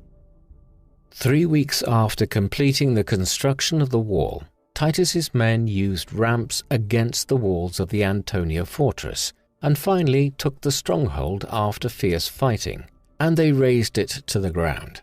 The fall of the Antonia left Temple Mount as the last remaining stronghold in the city, and Jewish forces had concentrated here in expectation of a final battle. Titus ordered a ramp to be constructed by the walls of the Temple Mount, and though the Romans initially suffered setbacks when the rebels organized the collapse of a 50-feet-high colonnade into flames, killing many Roman troops in the process, Titus felt that the end was drawing near and pressed the attacks. The Jewish destruction of the western colonnade and the Roman destruction of the northern colonnade forced the rebels to fall back to within the walls of the temple complex itself. Eventually, amidst the fighting, the walls of the temple were set ablaze, though it was not clear exactly how this happened. Josephus, in his account of the siege, is keen to exonerate Titus for the destruction of the temple and the chaos that ensued. He claims that Titus would never have ordered the annihilation of a holy place. Rather, his goal had been to seize it. However, a much later Roman historian, possibly basing his account from a lost section of the mostly reliable Histories of Tacitus, states that Titus wished for the temple to be destroyed in the siege so as to exterminate the Jewish and Christian religions. It is unclear which source to trust, as Josephus was keen to ingratiate himself with the Flavian dynasty, and his patron was Titus himself. However, the latter source was written long after the event and likely altered the account of Tacitus. Either way, having finally broken the resistance of the defenders, the Roman army unleashed terror and chaos onto Jerusalem, slaughtering most of the able-bodied men and rounding up the inhabitants to be sent to Rome as slaves. The temple and the city were plundered of their wealth, including the sacred menorah, the 7-branched candle from the temple, whilst other sacred valuables from the temple were turned over to Titus by captured priests. To celebrate their victory, Titus ordered sacrifices to be made in the temple court to the Roman gods, even as the temple itself still burned. The Roman troops hailed their commander as Imperator, a title usually reserved for the emperor in gratitude at the hard-fought success.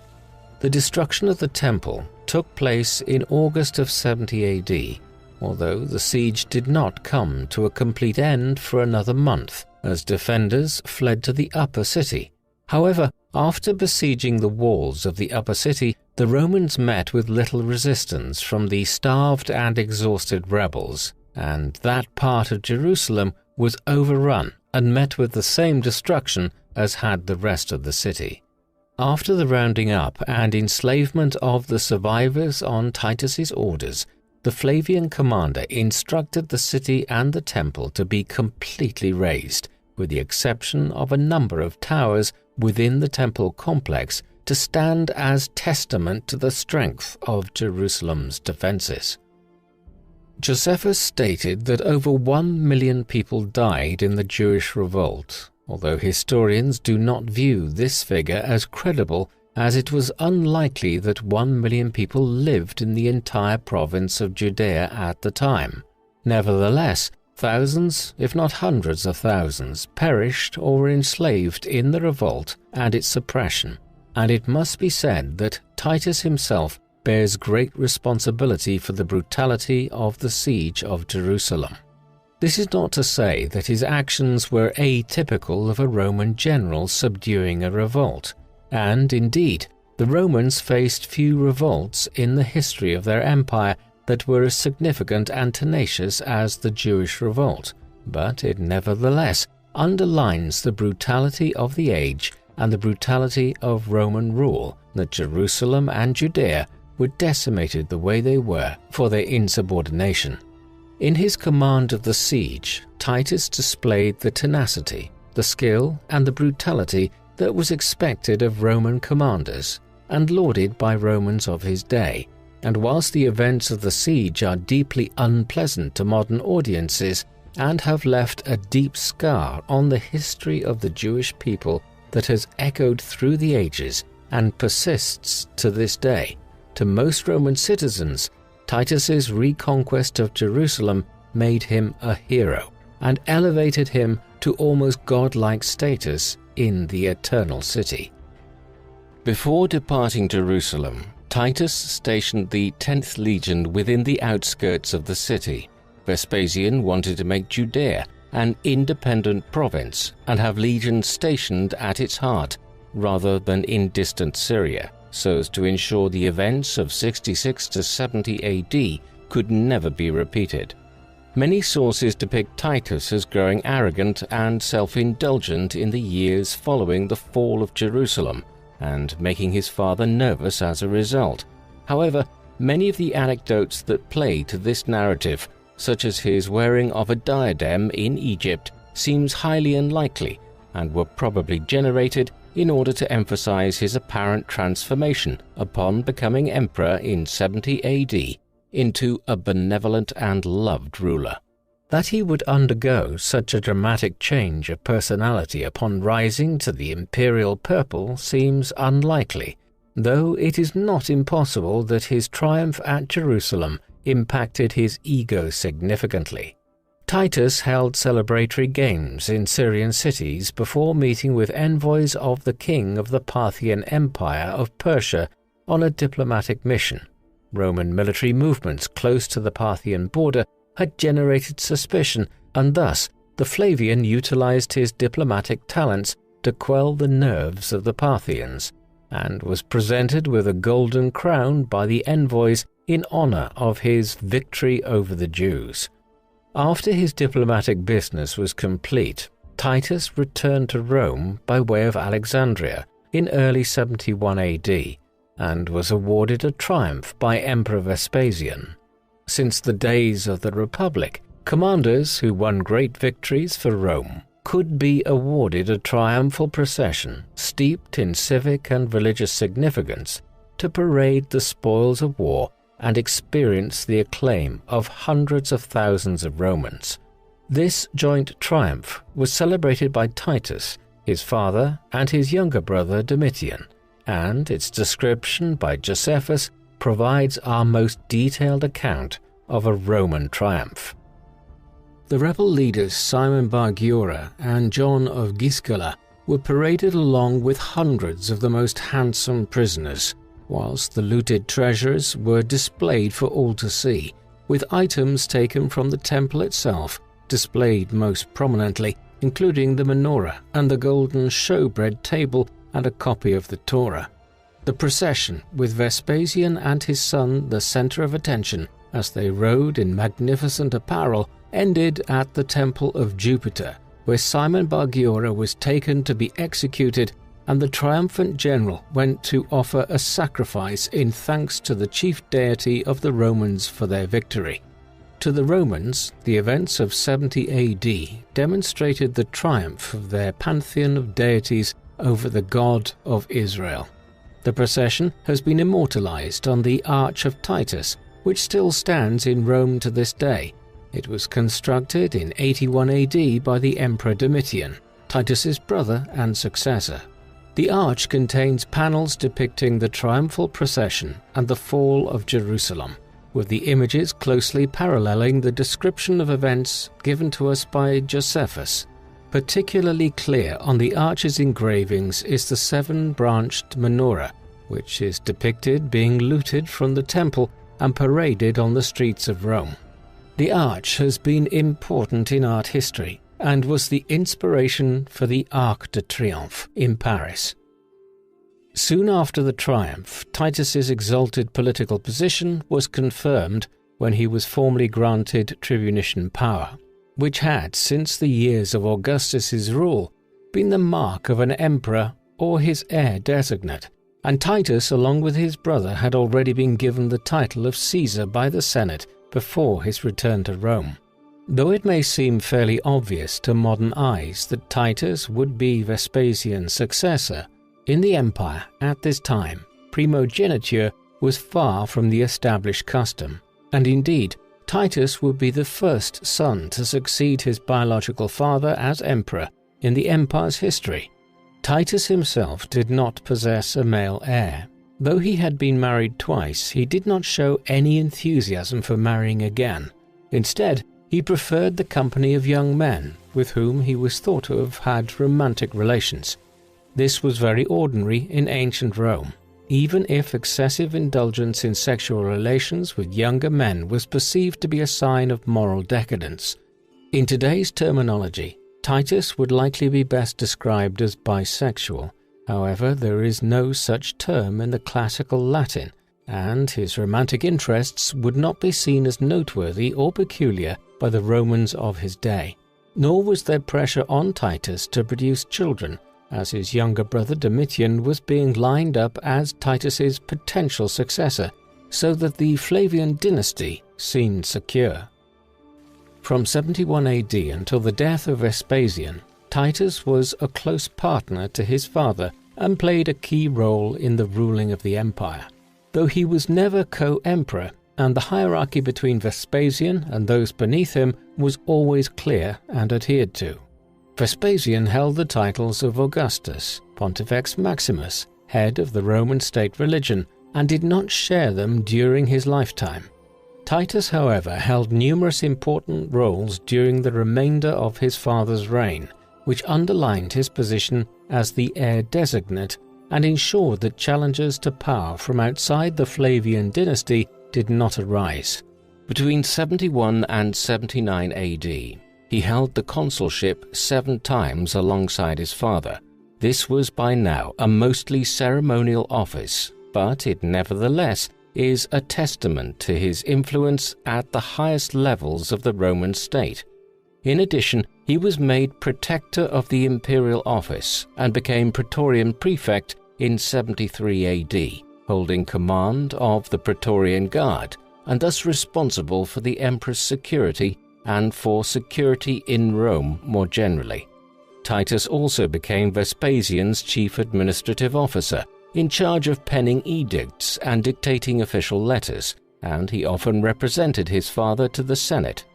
Matters of strategic and civic importance remained the preserve of Vespasian, including masterminding the construction of the great Flavian amphitheatre known today as the Colosseum. Titus, however, seems to have been far from popular in Rome, as he often took his role as protector of the imperial office to brutal extremes. This, combined with a reputation for debauchery, led to him being seen as a second Nero. These tensions were fueled by his controversial relationship with Berenike, an Eastern client queen. Berenike was a member of the Herodian dynasty as the granddaughter of Herod the Great, and along with her brother King Herod Agrippa, she ruled a client kingdom of varying extent on the eastern border of the Roman Empire, where it is rumored the two engaged in an incestuous relationship. During the First Jewish Revolt, it was rumored that Titus and Berenike, who had supported Vespasian's bid for the imperial throne, engaged in a romantic affair.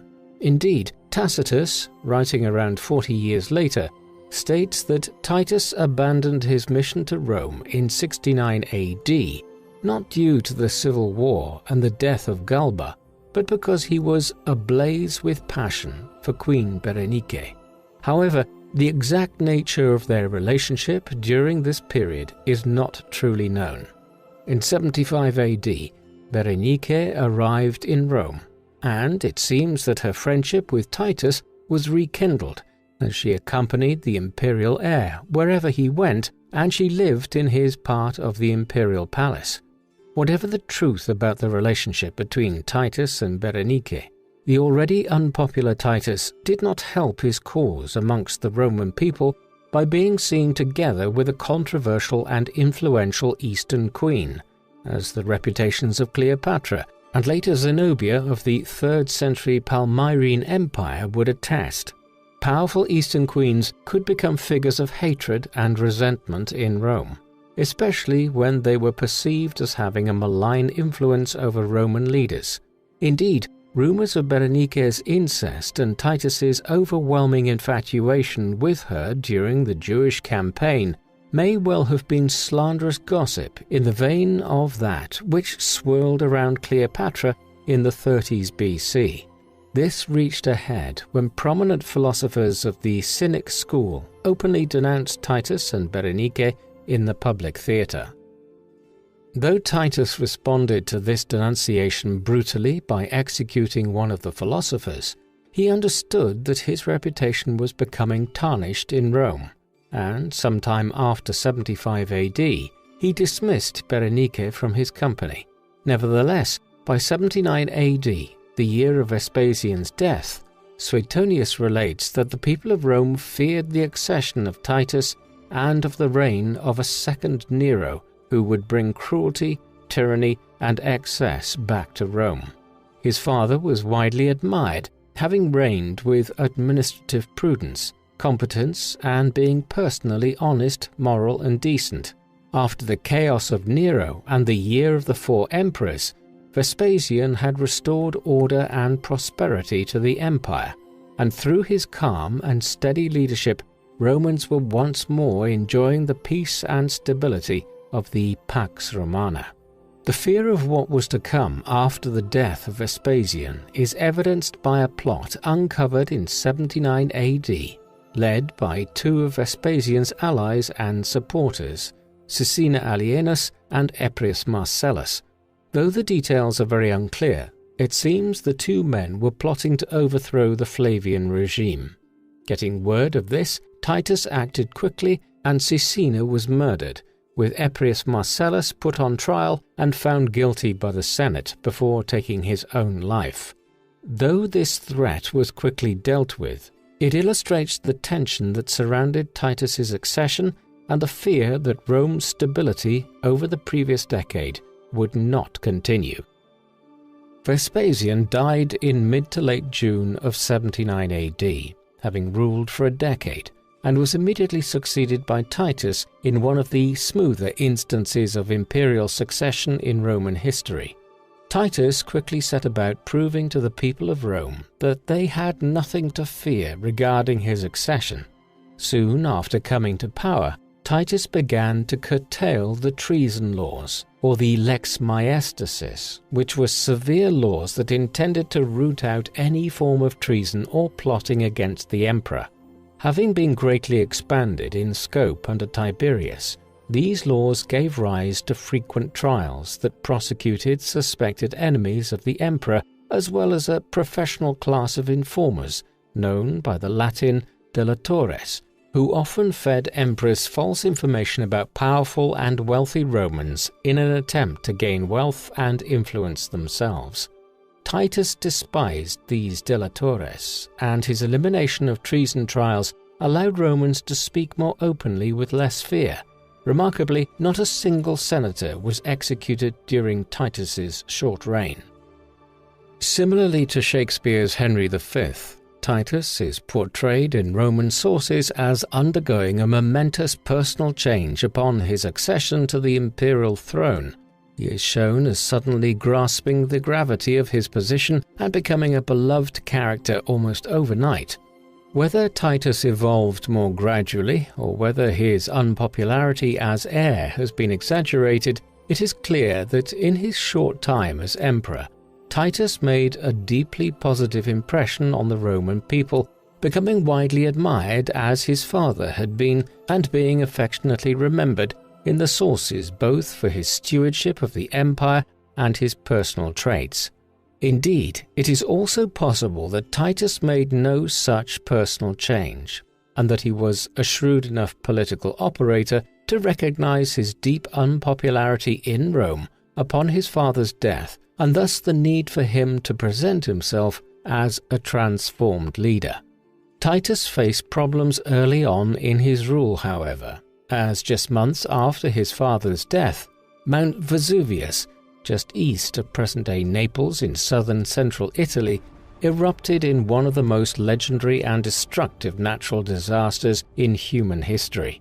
Pompeii and nearby Herculaneum were utterly annihilated by a wave of pyroclastic lava flow and buried beneath immense piles of ash. The disaster killed thousands and left behind a city frozen in time. Archaeological excavations in Pompeii have shed more light on daily life in the Roman Empire than anywhere else, as people and buildings were encased under layers of pyroclastic flow, and thus, when excavating, archaeologists have discovered the remains of the city and its people exactly as they were in 79 AD. Eyewitness accounts of the disaster survive, written by Pliny the Younger, a prominent writer and statesman. Some years after the event, Pliny wrote a letter to his friend Tacitus, himself a prominent historian, detailing the eruption of Vesuvius and also describing the death of his uncle, Pliny the Elder, an author, naturalist, and statesman. The elder Pliny was then a commander in the Roman fleet stationed in the Gulf of Naples, and he attempted to organize a rescue mission to save his friend Rectina, though as he sailed towards Herculaneum, he died, possibly from the inhalation of fumes or of a heart attack. When he received news of the disaster, Titus appointed 2 ex-consuls to organize the relief effort, as well as donating substantial sums from the imperial treasury to aid the victims of the disaster. According to Cassius Dio, the emperor also visited Pompeii twice after the eruption, although no attempt was made to rebuild the city, presumably because the destruction was too complete, and building on the layers of debris and volcanic matter too difficult a task. Titus's rule would see yet more disaster strike the heart of the empire when, in 80 AD, a great fire broke out in Rome, a conflagration on the level of the Great Fire of 64 AD under the Emperor Nero. Starting from the Capitoline Hill in the center of the city, it spread to the northwest and raged for 3 days and nights, destroying large numbers of buildings and homes. In the wake of the fire, likely being caused by the unsanitary conditions in its aftermath, a great plague swept the city, heaping yet more suffering on the Roman people. As with the eruption of Vesuvius, Titus's response was widely admired. He offered consolation for the victims publicly through his edicts and sent practical help by donating great sums of his personal wealth to aid the victims and help with restoration. The sources say that he refused financial assistance from other individuals and foreign powers, instead taking the expense of the disasters onto himself. Much of the rebuilding work would take place under Domitian, though Titus personally oversaw the building of a new temple of Jupiter Optimus Maximus, Rome's supreme deity. Titus won the hearts of the Roman people in other ways, however, and his reign was not one remembered simply for the natural disasters that befell the empire. In 80 AD, Titus took over the construction of the top level of the Flavian amphitheatre, better known as the Colosseum. This iconic amphitheatre, the largest in the Roman world, was begun under Vespasian and remains one of the great, perhaps the greatest wonders of the Roman world that can still be seen to this day. It was located in a low valley in central Rome, surrounded by the Cælian, Esquiline, and Palatine hills. Titus officially opened the Colosseum in spring of the year 80 AD and organized 100 days of games featuring spectacular gladiatorial shows in the new arena, which was, in the wake of the previous disasters, immensely popular with the Roman people. The shows put on during the 100 days of games included gladiatorial combats, chariot races around the vast arena, and a battle to the death between war elephants. At one point during the games, the stage level of the amphitheatre was flooded, and a mock naval battle was staged between two groups of condemned criminals. These displays delighted the crowds, although the brutality of them would no doubt disturb modern audiences, as most of the criminals who took part in the naval battle, for instance, were killed. Another project completed by Titus that proved popular with the people of Rome was the new complex of public baths, which were opened in 80 AD. They were built on the southern slopes of the Oppio Hill, northeast of the Colosseum. Indeed, an access staircase was built that led from the Colosseum straight to the thermal rooms. The remains of these baths can still be seen today, though they were later dwarfed by the 3rd century baths of Caracalla and the early 4th century baths of Diocletian. Both the Colosseum and the baths of Titus represented an attempt by the Flavian dynasty to augment a rupture with the perceived tyranny of Nero and usher in a new age of public beneficence on the part of the emperor. The land on which both of these projects were built was land that had been used by Nero to build his lavish Domus Aurea, or Golden House, a private palace of immense luxury that had been built in the aftermath of the Great Fire of 64 AD. With these projects, the Flavians were in effect returning land that had been used by the emperor to showcase his decadence and wealth to the Roman public to use for their own enjoyment. This was a symbolic gesture that was designed to showcase Titus and his father's commitment to the public good, in sharp contrast to their Julio-Claudian predecessor. During his reign, Titus also sought to revive the imperial cult in Roman worship and solidify the Flavian dynasty at the pinnacle of the Roman world. He thus helped to ensure that his father was officially deified around 6 months after his death, and attempted to promote the honoring of Vespasian to cement his and his brother's claim to the imperial throne. To this end, the foundations were laid for what would become the Temple of Titus and Vespasian in Titus's reign, and this work was completed in the reign of Domitian. A persistent challenge for Titus throughout his brief reign came in the form of his brother Domitian. Titus continued the practice of his father of consigning Domitian to relative political inactivity. Yet, despite this, the sources suggest that the younger Flavian was eager to gain glory like his elder brother had in the Judean campaign, and that he was impatient with his relative lack of influence throughout the 70s and into the 80s AD. Upon becoming emperor, Titus had made Domitian his official partner and successor, and appointed him as his co-consul in 80 AD. However, Titus did not bestow upon him any of the traditional powers and trappings of the imperial heir presumptive, such as the granting of tribunician powers that Vespasian had given to Titus, nor did he give to him a major role in the imperial government, and this no doubt further stoked Domitian's grievance. In regards to the external foreign policy of Titus as emperor, we have very little information from the ancient sources.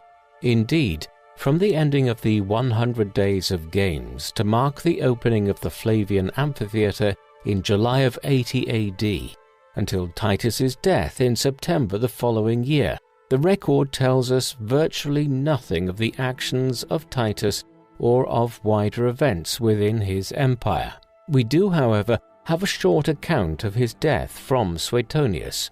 He states that in September of 81 AD, Titus was travelling to the ancestral Flavian home in the territory of the Sabine Hills to the north of Rome, when he was struck by a sudden fever, potentially malaria, on his journey and died quickly.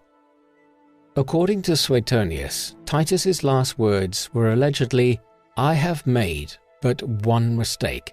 Whether or not the emperor spoke these words before he died is deeply disputable. Nevertheless, historians, to the extent that this story can be believed, have questioned whether Titus might have been referring to his brother. The sudden nature of Titus's death and the relative obscurity surrounding it have led some to suspect that his brother Domitian may have had some involvement in the death of his brother, knowing full well that he was the heir to the imperial throne. Certainly, Cassius Dio and other later Roman historians, many of whom loathed Domitian, wrote of plots concocted by Titus's younger brother to poison him and then seize the throne. Titus's last words, therefore, from this perspective, could have referred to his mistake in not eliminating his brother before it was too late. This, however, is pure speculation, and it must be emphasized that Domitian, who would rule for 15 years after the death of Titus, was utterly despised by many of the Roman authors upon whom we rely for our knowledge of imperial history, due to his tyrannical rule in his final years as emperor and, perhaps more importantly, for his shrinking of senatorial power, prestige and influence, and concentration of government in the court of the emperor. Most of the Roman historians were of senatorial class and came from a group that had notoriously bad relations with Domitian, and thus rumors of his involvement in Titus's death, though they cannot be completely discounted, should be viewed with a heavy amount of scrutiny. In any case, Titus was succeeded by Domitian in an orderly fashion, the latter proceeding to the camp of the Praetorian Guards upon hearing of Titus's death and giving a donative to the soldiers, who then proclaimed him emperor. Shortly afterwards, the Senate met to decree honors for the deceased Titus and awarded Domitian imperium, the title of Augustus and the office of Pontifex Maximus, thus ratifying his accession to power. Titus was deified later in Domitian's reign, as his father had been. Assessing Titus the emperor is difficult due to the shortness of his reign, just 2 years and 2 months, and the relatively little information we have about it. His reign tends to blend into that of Vespasian's because it was Titus who completed many of the building works begun by Vespasian, such as the Colosseum, but also because his reign marks a continuation of Flavian's stability, competence and good governance. Certainly, the circumstances in Titus's brief reign were anything but stable, with eruptions, fire and plague. However, his response to these disasters demonstrated compassion and sense, and the problems that faced Rome in his reign were not the fault of the emperor and his governance, which is not something that can be said for many other periods in Rome's post-Augustan history. The nature of the ancient Roman sources are such that emperors are often lavished with praise or smeared and maligned, and Titus definitely fell into the former category, being described by Suetonius as the darling and delight of the human race, with the majority of Latin writers following Suetonius, describing him in similar terms, including his patron and historian of the first Jewish revolt, Josephus. They emphasize his generous response to the disasters that afflicted Rome and his dedication to the public good displayed in this, as well as his building projects and public games. Above all, they stress that he was a kind and moral character, no doubt deliberately contrasting Titus with the tyrannical character of his brother who succeeded him. Cassius Dio, however, has a perhaps more rounded perspective on Titus that seems to accord with his record. In Book 66 of his Roman history, he states that his satisfactory record may also have been due to the fact that he survived his accession but a very short time, short, that is, for a ruler, for he was thus given no opportunity for wrongdoing, for he lived after this only 2 years, 2 months and 20 days, in addition to the 39 years, 5 months and 25 days he had already lived at that time. In this respect, indeed, he is regarded as having equaled the long reign of Augustus, since it is maintained that Augustus would never have been loved had he lived a shorter time, nor Titus had he lived longer. For Augustus, though at the outset he showed himself rather harsh because of the wars and the factional strife, was later able, in the course of time, to achieve a brilliant reputation for his kindly deeds. Titus, on the other hand, ruled with mildness and died at the height of his glory, whereas if he had lived a long time, it might have been shown that he owes his present fame more to good fortune than to merit. Though this judgment may seem harsh, it does reflect the fact that Titus will always be something of a mystery in Roman imperial history, an emperor who ruled one of the greatest empires in history at the peak of its power and prestige, yet one who eludes conclusive judgment. What we can speak to with greater confidence is Titus's career before taking up the imperial purple, and using this we can come to a much more conclusive judgment on his life and career. He was a man who in many ways embodied and was deeply molded by elite imperial Roman culture. He was educated at the court of the emperor, alongside the emperor's son, and from a young age was set upon a path through the high levels of Roman politics. He was thus prone to indulgence and excess throughout his life, yet possessed a deep confidence in his own abilities and in his place in the Roman world, and stepped into roles of incredible power and responsibility, seemingly without hesitation or doubt. Due to his beneficent responses to disaster and his dedication of great public works to the people, as well as his popularity with many Roman historians and the hatred of emperors that preceded and succeeded him and his father, Titus was and is generally seen in a positive light, both by preceding Romans and by those who study Roman history to this day.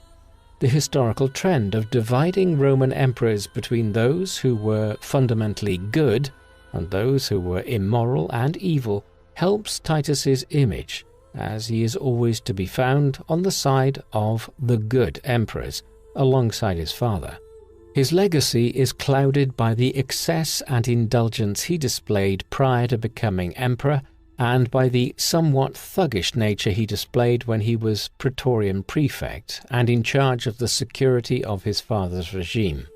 By far the most infamous aspect of Titus's legacy, however, and potentially the events by which he is best known, has to do with his role in the Judean campaign, and especially his command of the siege of Jerusalem. In the Roman world, this brought him great fame and acclamation, and underpinned his image and popularity for the rest of his life. The great wealth captured in the campaign and the pacification of the region were widely admired in Rome at the time, and would be remembered as one of the most famous and most effective Roman military campaigns of the 1st century AD. However, in Jewish history, Titus is remembered as a cruel tyrant, a merciless leader who brought devastation, slaughter, and destruction upon the most holy place in the Jewish world, killing many thousands of Jewish men, women, and children in the process. Jewish literature features him in numerous legends as a wicked figure who was cursed by God for his actions.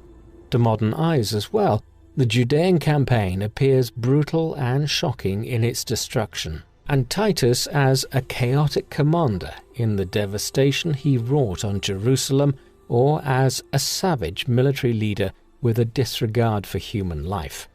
There is controversy over whether he intended to destroy the temple, but either way, this makes him a careless commander or a brutal one. Nevertheless, it must be emphasized that none of this was uncharacteristic for a Roman military commander.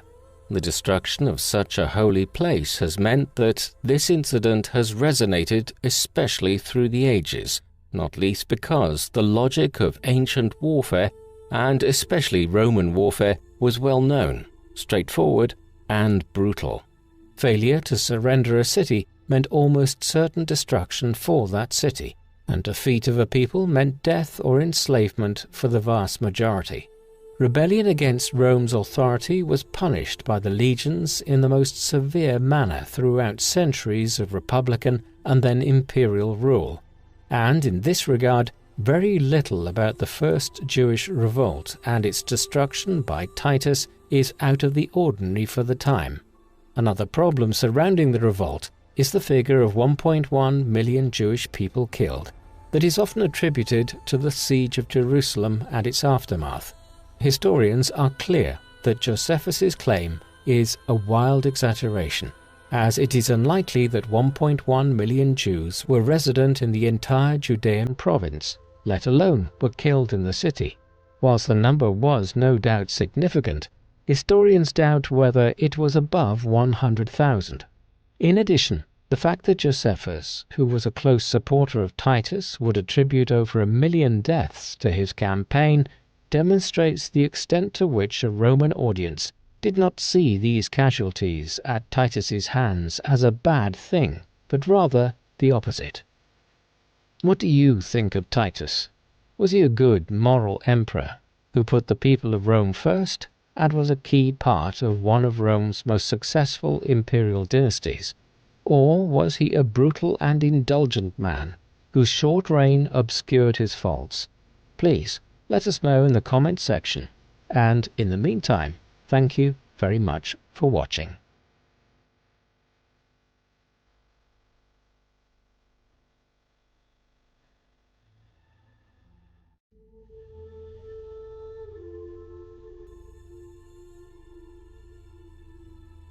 The man known to history as Emperor Domitian of Rome was born on Pomegranate Street in the 6th district of the city of Rome as Titus Flavius Domitianus on the 24th of October in the year 51 AD.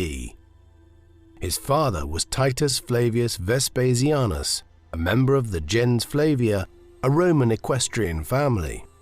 The Flavians had mixed fortunes during the chaotic decades of civil war, which characterized the end of the Roman Republic in the 1st century BC. Under the early empire, Vespasian's father had been a provincial tax collector, hardly a prestigious position, yet one which allowed for Vespasian to carve out a career as a middling politician and then use this to rise to relatively senior military offices in the Roman legions of the 30s AD. In the mid-40s AD, he was one of the most senior military commanders involved in the initial Roman conquest of southern Britain, and served there down to the early 50s AD. Right around the time Domitian was born, Vespasian retired and played no major part in public life for over a decade thereafter. Domitian's mother was Domitilla, the daughter of a quaestor, a minor Roman official involved in financial administration. She had married Vespasian in the late 30s AD. Their first child arrived soon after, a boy named Titus, while Domitian also had a sister named Domitilla after her mother, born about 5 or 6 years before Domitian. Hence he was the youngest of the 3 siblings, and there were 12 years separating him and Titus. For an individual who would later become the most powerful man of his time, we know almost nothing about Domitian's early life. Our most detailed source is a single passage written by Suetonius, a contemporary of his who wrote biographies of the first 12 Roman emperors. This simply states that Domitian grew up in great poverty and infamy, a fairly nondescript statement, and one which was also untrue. While the Flavians were not a major Roman aristocratic family, Vespasian and his family, including Domitian, would still have lived in comfort. Indeed, in 63 AD, after over a decade in partial retirement, Domitian's father was granted the governorship of the province of Africa, corresponding to modern-day Tunisia. This would have meant that for the vast majority of the time between when he was 11 or 12 years of age, in 63 AD down to the early 70s AD, Domitian barely saw his father, nor his older brother for the most part, as Titus was already emerging as a successful commander in the Roman military. Back in Rome, we can assume that Domitian received an education typical of the son of a middling Roman politician, one which was focused on subjects such as rhetoric, the law, and literature. Domitian's younger years were spent living through a period of Roman history in which the concept of imperial rule was solidifying. The Roman Republic came to an end in 27 BC, after decades of civil wars between figures like Julius Caesar and his great rival Pompeius Magnus, or Pompey the Great. After Caesar was assassinated in 44 BC, his great-nephew Octavian became his political heir, and after defeating Mark Antony in another civil war, established a political settlement in 27 BC, through which he changed his name to Caesar Augustus and adopted the title of Imperator, meaning commander or conqueror. We derive the term emperor from this. Yet what Augustus attempted to do was to make himself the first citizen of Rome, with a large number of magisterial offices. What this meant was that he was a powerful ruler, but he continued to govern in association with the powerful Roman Senate, comprised of the state's wealthiest and most esteemed political figures. As we will see, this had significance for how Domitian's reign would play out. After Augustus's death in 14 AD, his position as Imperator was inherited by various members of his dynasty, the Julio-Claudians. The Emperor Claudius was ruling at the time of Domitian's birth, but he was succeeded in 54 AD by the Emperor Nero. Despite his later reputation, Nero was a popular ruler at first, and through much of Domitian's childhood years, there would have been no indication that civil war lay on the horizon.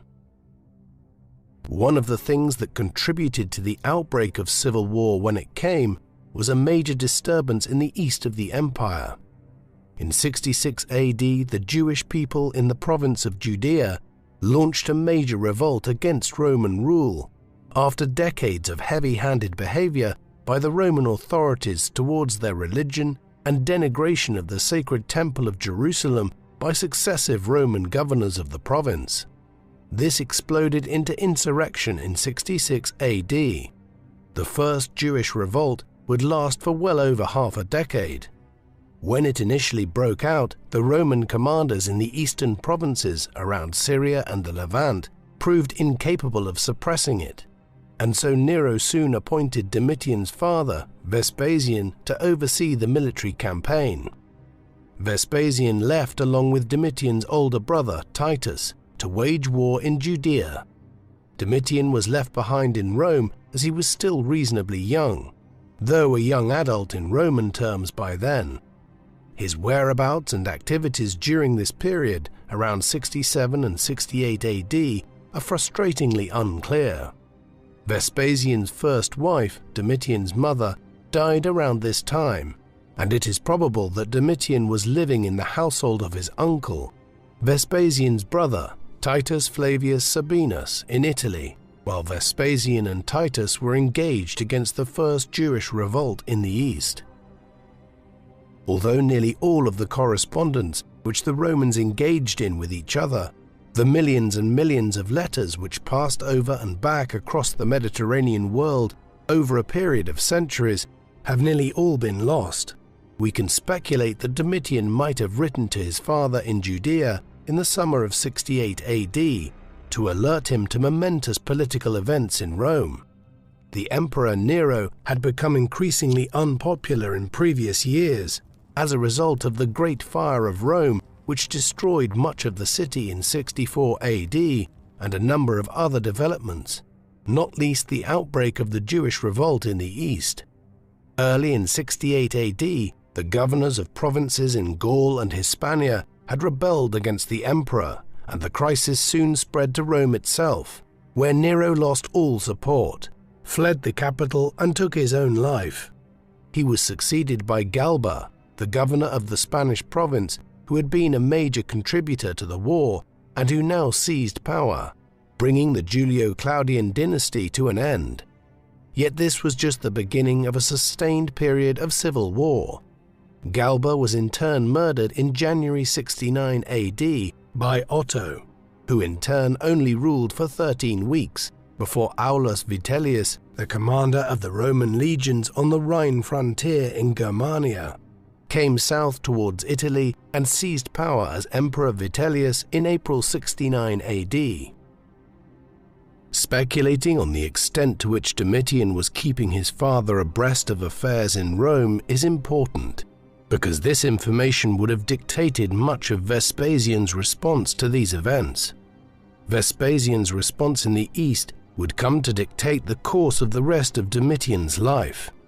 In Judea, his father was in charge of several legions of troops, each consisting of nearly 5,000 soldiers. He had been provided with an unusually large military force in order to crush the Jewish revolt. What this meant was that as events unfolded to the west in Rome and Western Europe, Vespasian had the military resources necessary to potentially claim the imperial title himself. He duly did so. After the governors of several provinces in the east indicated they would support him, Vespasian was proclaimed as emperor and commenced a civil war with Vitellius. In Rome, Domitian was immediately placed under house arrest when news of his father's treachery reached Vitellius's government. He was still detained in this way when legions loyal to Vespasian arrived at Italy from the borders along the river Danube and began clashing with Vitellius's forces in the late autumn and early winter of 69 AD. Vitellius's forces were defeated in northern Italy, but the final stages of the civil war saw violent clashes in and around the city of Rome itself on the 19th and 20th of December, during which Domitian's uncle, Sabinus, was killed. Domitian, by all accounts, nearly lost his life as well, escaping a mob of Vitellius's supporters by apparently disguising himself as a priest of the Egyptian deity Isis. Thereafter, Vespasian's forces entered Rome and murdered Vitellius. Domitian's father was accepted as the new emperor by the Senate shortly thereafter. The civil war was over. When the supporters of Vespasian emerged victorious in Rome in late December 69 AD, Domitian's father was still far away in the east. The military campaign into Italy had actually been overseen by his close ally, Licinius Mucianus. As the son of the new emperor, Domitian was quickly proclaimed as Caesar, an honorary title meaning something equivalent in more modern terms to prince. This honor aside, it was Mucianus who ran affairs in Rome until such time as Vespasian arrived after a considerable delay. In 71 AD, Domitian took part in the military triumph, which was held in Rome in honor of Vespasian's victory in the civil war, and Titus's capture of the city of Jerusalem from the Jewish rebels in 70 AD. These military triumphs were a common feature of Roman life well into the Republican period, and consisted of a major parade and festival organized in the city to honor the conquering generals. Even at this early date, Domitian was clearly being placed in the line of succession to potentially succeed as emperor one day if Titus predeceased their father or died himself without an heir. Hostile accounts of Domitian, written by Roman historians, imply that Vespasian had detected some sort of character defects in his younger son and was attempting to exclude him from the succession. However, there is no evidence to suggest that this was the case. Domitian's career during the decade that his father was emperor actually points towards Vespasian favoring his younger son, as well as his brother Titus. Domitian, for instance, was appointed by his father as one of the consuls of Rome, the most important political office in the state, beyond that of emperor, on no less than 6 occasions, as well as being the senior consul in 73 AD. One Roman historian suggests that Domitian petitioned to be given the command of a Roman army if one were sent east to aid the king of the Parthian Empire, Vologases I, when he requested the help of Rome against the invasion of Parthia by a nomad confederacy of the Alans, a people who dominated the Pontic-Caspian steppe at that time. This was during a rare period of amicable relations between Rome and Parthia, who were normally mortal enemies in the ancient Middle East. The Alans would later come to haunt the Romans, migrating west in the 4th century and invading Germania and Gaul.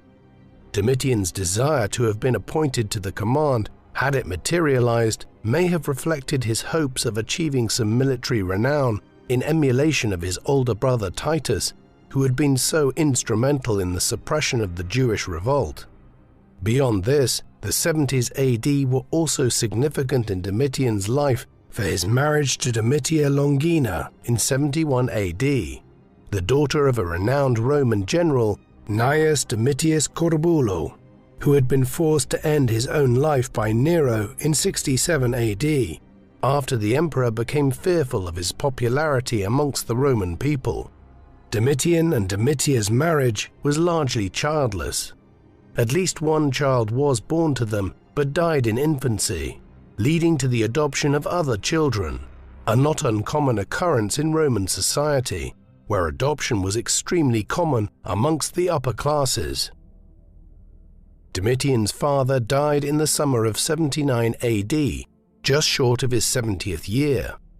Titus succeeded him as a new hereditary dynasty, the Flavians, was firmly established. He was an enormously popular ruler by all accounts, owing to his military prowess in his earlier years and well-liked policies which he pursued during his brief time in power, notably a series of lavish festivities held in Rome to celebrate the opening of the Flavian amphitheatre, which Vespasian had begun the construction of years earlier and which is better known today as the Colosseum. No sooner had these games been held than Titus promptly died just 2 years into his reign at 41 years of age in September 81 AD. The symptoms of his death involved a fever of some sort, but it is unclear what actually killed him. It was all suspicious enough that biographers of Domitian after his own time suggested that he plotted to kill his brother, with one stating that when Titus became ill, Domitian, quote, ordered that he be left for dead. There is no evidence to prove this, but it did benefit him all the same.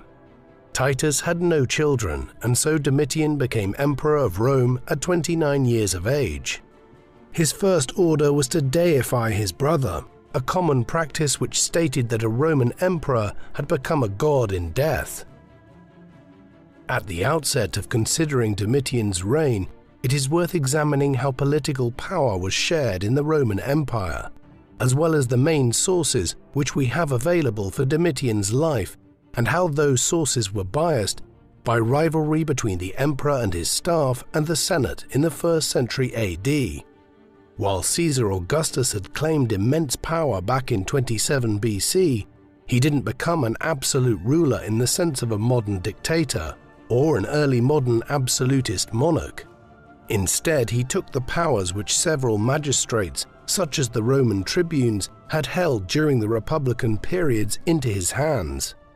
This gave him huge authority, but there were still some limitations on the emperor's behavior.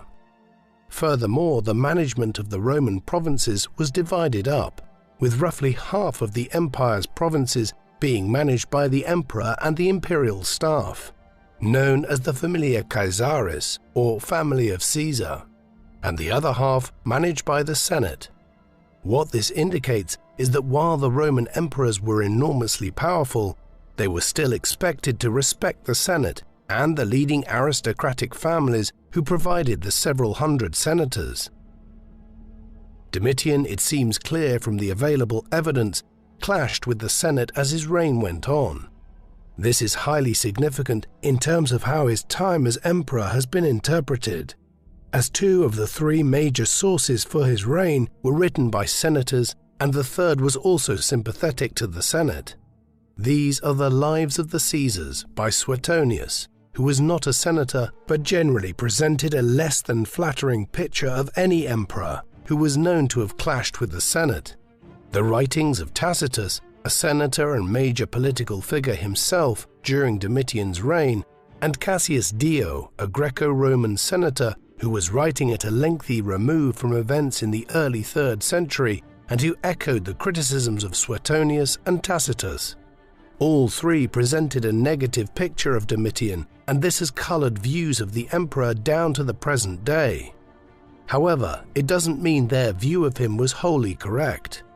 Ancient Greek and Roman historians often did not try to write in an objective, neutral fashion, but instead sought to convince their readers of a particular political viewpoint, sometimes even presenting fabricated details if they suited their arguments. Hence, any appraisal of Domitian's reign should take into account this immense bias, which is inherent in the main sources for his life and reign. On occasion, the hostility towards him was somewhat inexplicable. Another writer, Pliny the Younger, also critiqued Domitian after he was dead, despite the fact that Domitian had facilitated Pliny's progression through the cursus honorum, the succession of offices which any aspiring political figure expected to ascend through in order to become governor of a province and senior member of the Senate. We have a clear example of how this tension between the emperor and the Senate and the traditional Roman aristocracy played out, in one instance that also relates to a major aspect of foreign policy during Domitian's reign. This comes from Britain. The Romans had been in contact with Britain since Julius Caesar's time, though it was not until the reign of Emperor Claudius in the 40s AD that the first conquest of the island was undertaken, with much of what is now southern England being brought under Roman rule during the reigns of Claudius and Nero. Domitian's father and brother had continued the policy of expansion there, and in the 70s AD, Roman legions campaigned north into northern England and westwards into Wales. In 77 AD, Vespasian entrusted this work into the hands of Gnaeus Julius Agricola, a member of an esteemed Roman senatorial family and an experienced military commander. He was made proconsul or governor of Britain by Domitian's father. Agricola was immediately successful, conquering the Ordovices tribe of Celts in Wales and on the island of Anglesey in his first years in command in Britain.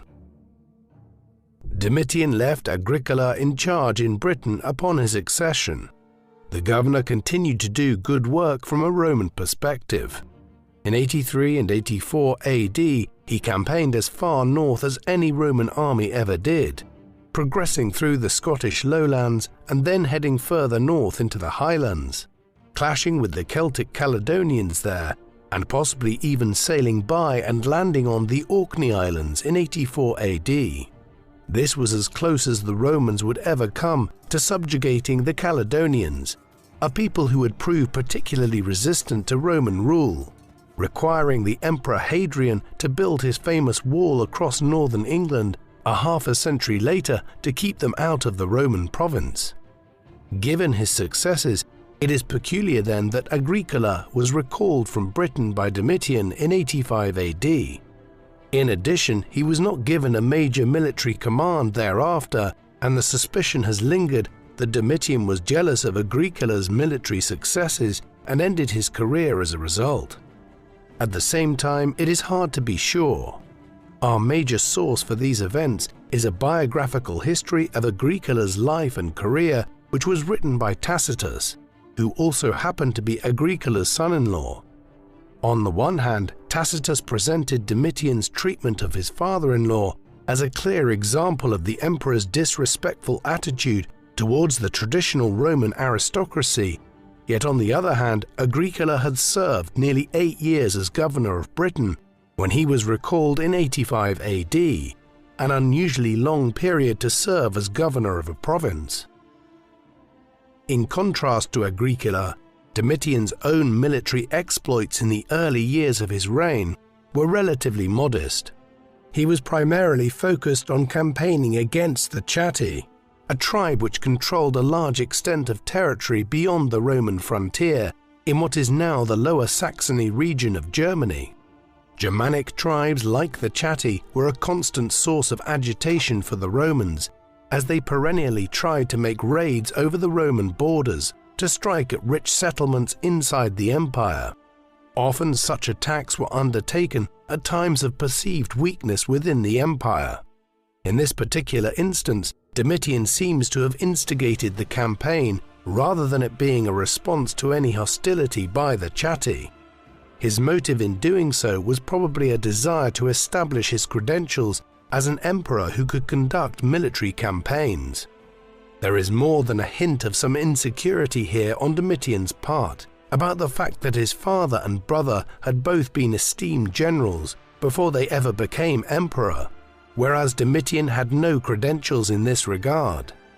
If the campaign against the Chatti was designed to establish a military reputation, it clearly didn't work.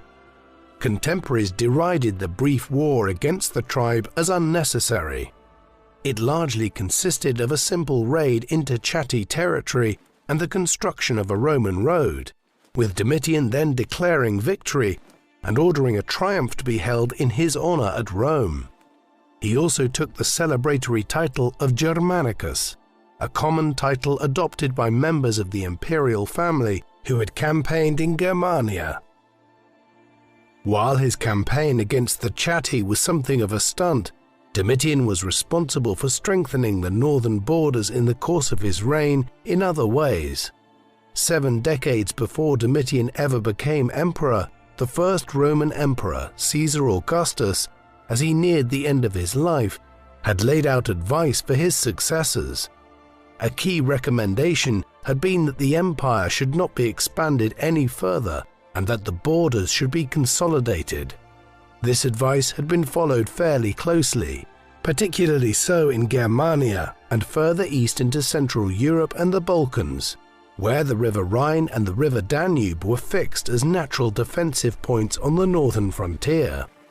Over the decades, a series of fortifications and extensive border defenses were erected along this vast border. Known as the Limes Germanicus, limes meaning frontier, Domitian added to these defenses, ordering the erection of a large fort at Saalburg on the main ridge of Mount Taunus, as an advanced frontier defense some 25 kilometers northeast of the River Rhine and near modern-day Frankfurt. He also oversaw the erection of new fortifications along the Rhetian limes. This was the weakest point of the entire northern frontier, a 550-kilometer-long section of the border running between the River Rhine and the River Danube in southern Germany, which did not have the advantage of a natural river border. These building works were not confined to military fortifications along the long northern frontier. Like every emperor since Caesar Augustus, a ruler who famously remarked that he found Rome a city of brick and made it one of marble, Domitian oversaw a major building program in the Eternal City.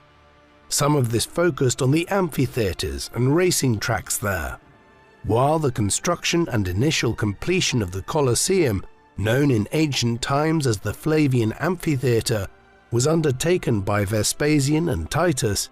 Domitian did add to the work of his father and brother. A gallery was built on the top tier of the stadium to increase its capacity to a maximum of about 80,000 people, meaning that at the height of Domitian's reign, approximately 1 in every 12 or 13 denizens of the city of Rome could attend the events here. Domitian also was responsible for the construction of the Hypogeum, a system of subterranean tunnels and rooms in which gladiators prepared for the fights above and wild animals were kept. Hinged platforms allowed for animals and gladiators to be lifted directly up from the Hypogeum to the main amphitheater, much like an ancient elevator. In 86 AD, Domitian also presided over the opening of the Stadium of Domitian, a venue for athletic contests which was constructed primarily during his reign, though Titus had commissioned it in 80 AD as part of the reconstruction of the Field of Mars region of the city after a major fire leveled many buildings there the previous year. The stadium was infamous in medieval times as the site where St. Agnes, one of the earliest Christian saints, was allegedly martyred during Domitian's reign. Like much of the history of the early Christian martyrs, the basis for this is generally based on questionable evidence written by Christian hagiographers centuries later. Domitian's building work extended beyond stadiums and centers for the holding of games and gladiatorial contests. Much of it was concerned with religion. Domitian's religious policy was very traditional, and he honored the old Roman gods through an extensive temple-building program. The central pillar of this was the rebuilding of the Temple of Jupiter Optimus on the Capitoline Hill in central Rome. This was one of the most important temples in the entire Roman world. Unfortunately, it was destroyed twice in quick succession during the rule of the Flavians. Once in December 69 AD, during the battle for control of Rome at the very end of the Civil War, which brought Vespasian to power, and again a decade later in a fire in the city, after Vespasian had rebuilt it just a few years earlier. Hence, Domitian's orders to rebuild it constituted the second time that the temple was reconstructed in less than a decade. Domitian's version of the temple was apparently the most lavish yet built, with a thin layer of gold across the entire rooftop, something which must have been quite a spectacle in ancient Rome on a sunny day, and was also doubtlessly a magnet for thieves. Elsewhere, in a somewhat peculiar obsession with a faraway province, Domitian expended a large amount of imperial revenue having temples rebuilt or expanded in Egypt, notably the Dendera temple complex in southern Egypt, where the Temple of Hathor, dedicated to an Egyptian sun deity, was built on Domitian's orders. Beyond these religious structures, Domitian was also responsible for erecting a number of buildings which catered more towards his and the imperial household's needs and the legacy of the Flavian dynasty.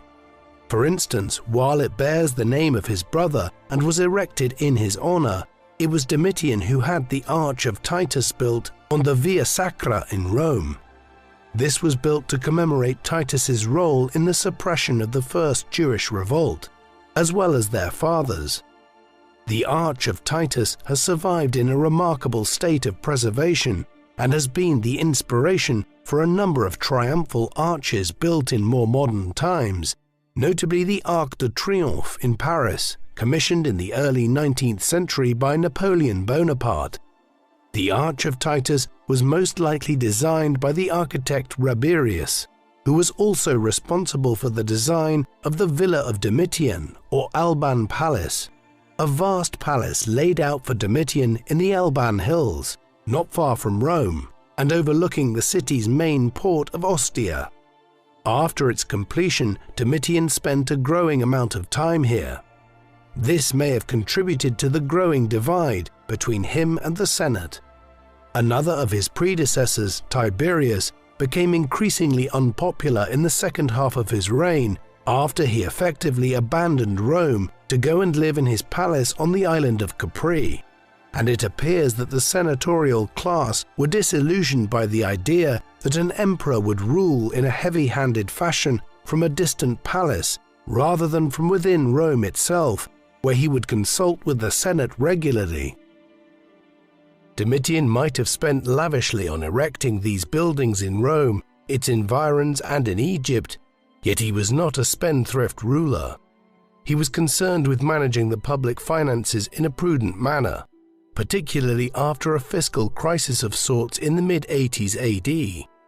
One of the few fields of endeavor which the ancient Greeks and Romans did not have a very sophisticated approach to was economics. There was only limited understanding of how issues like inflation and fiscal crises arose.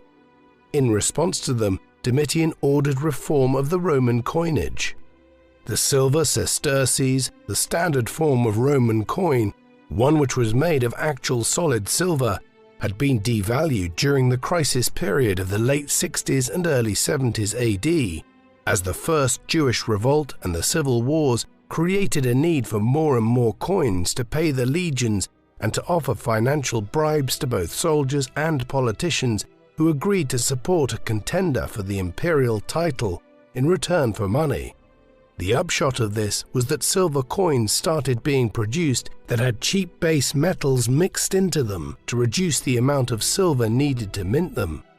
By the 70s AD, the silver content in some of the coins had fallen to below 90%, and people were becoming aware of this coinage manipulation. Domitian was the first of the Flavians who moved to reverse this, and studies of coins from Domitian's reign from 85 AD onwards indicate that the silver content returned consistently to over 95% at that time, restoring confidence in the coinage. This was an enlightened approach, given that the drastic devaluation of the coinage in the 2nd and 3rd centuries AD caused immense havoc in time to come, contributing in a major way to the collapse of the Roman Empire. One notable element of Domitian's fiscal policy was his decision to continue and even expand what was known as the Fiscus Judaicus, the Jewish tax. This was a tax which had been first imposed by his father, Vespasian, on the Jews of the province of Judea, essentially as a punishment for having revolted against Roman rule and the cost of suppressing the first Jewish revolt. It was initially imposed on adult male Jews and those who actively practiced Judaism.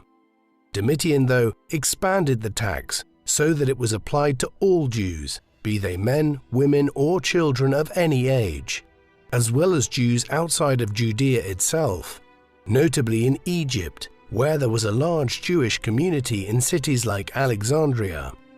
Even non-practicing Jews seem to have been forced to pay the tax. Domitian's zeal in imposing the tax may have reflected his own insecurities about not having been involved in suppressing the Jewish revolt back in the late 60s and early 70s AD, along with his father and brother.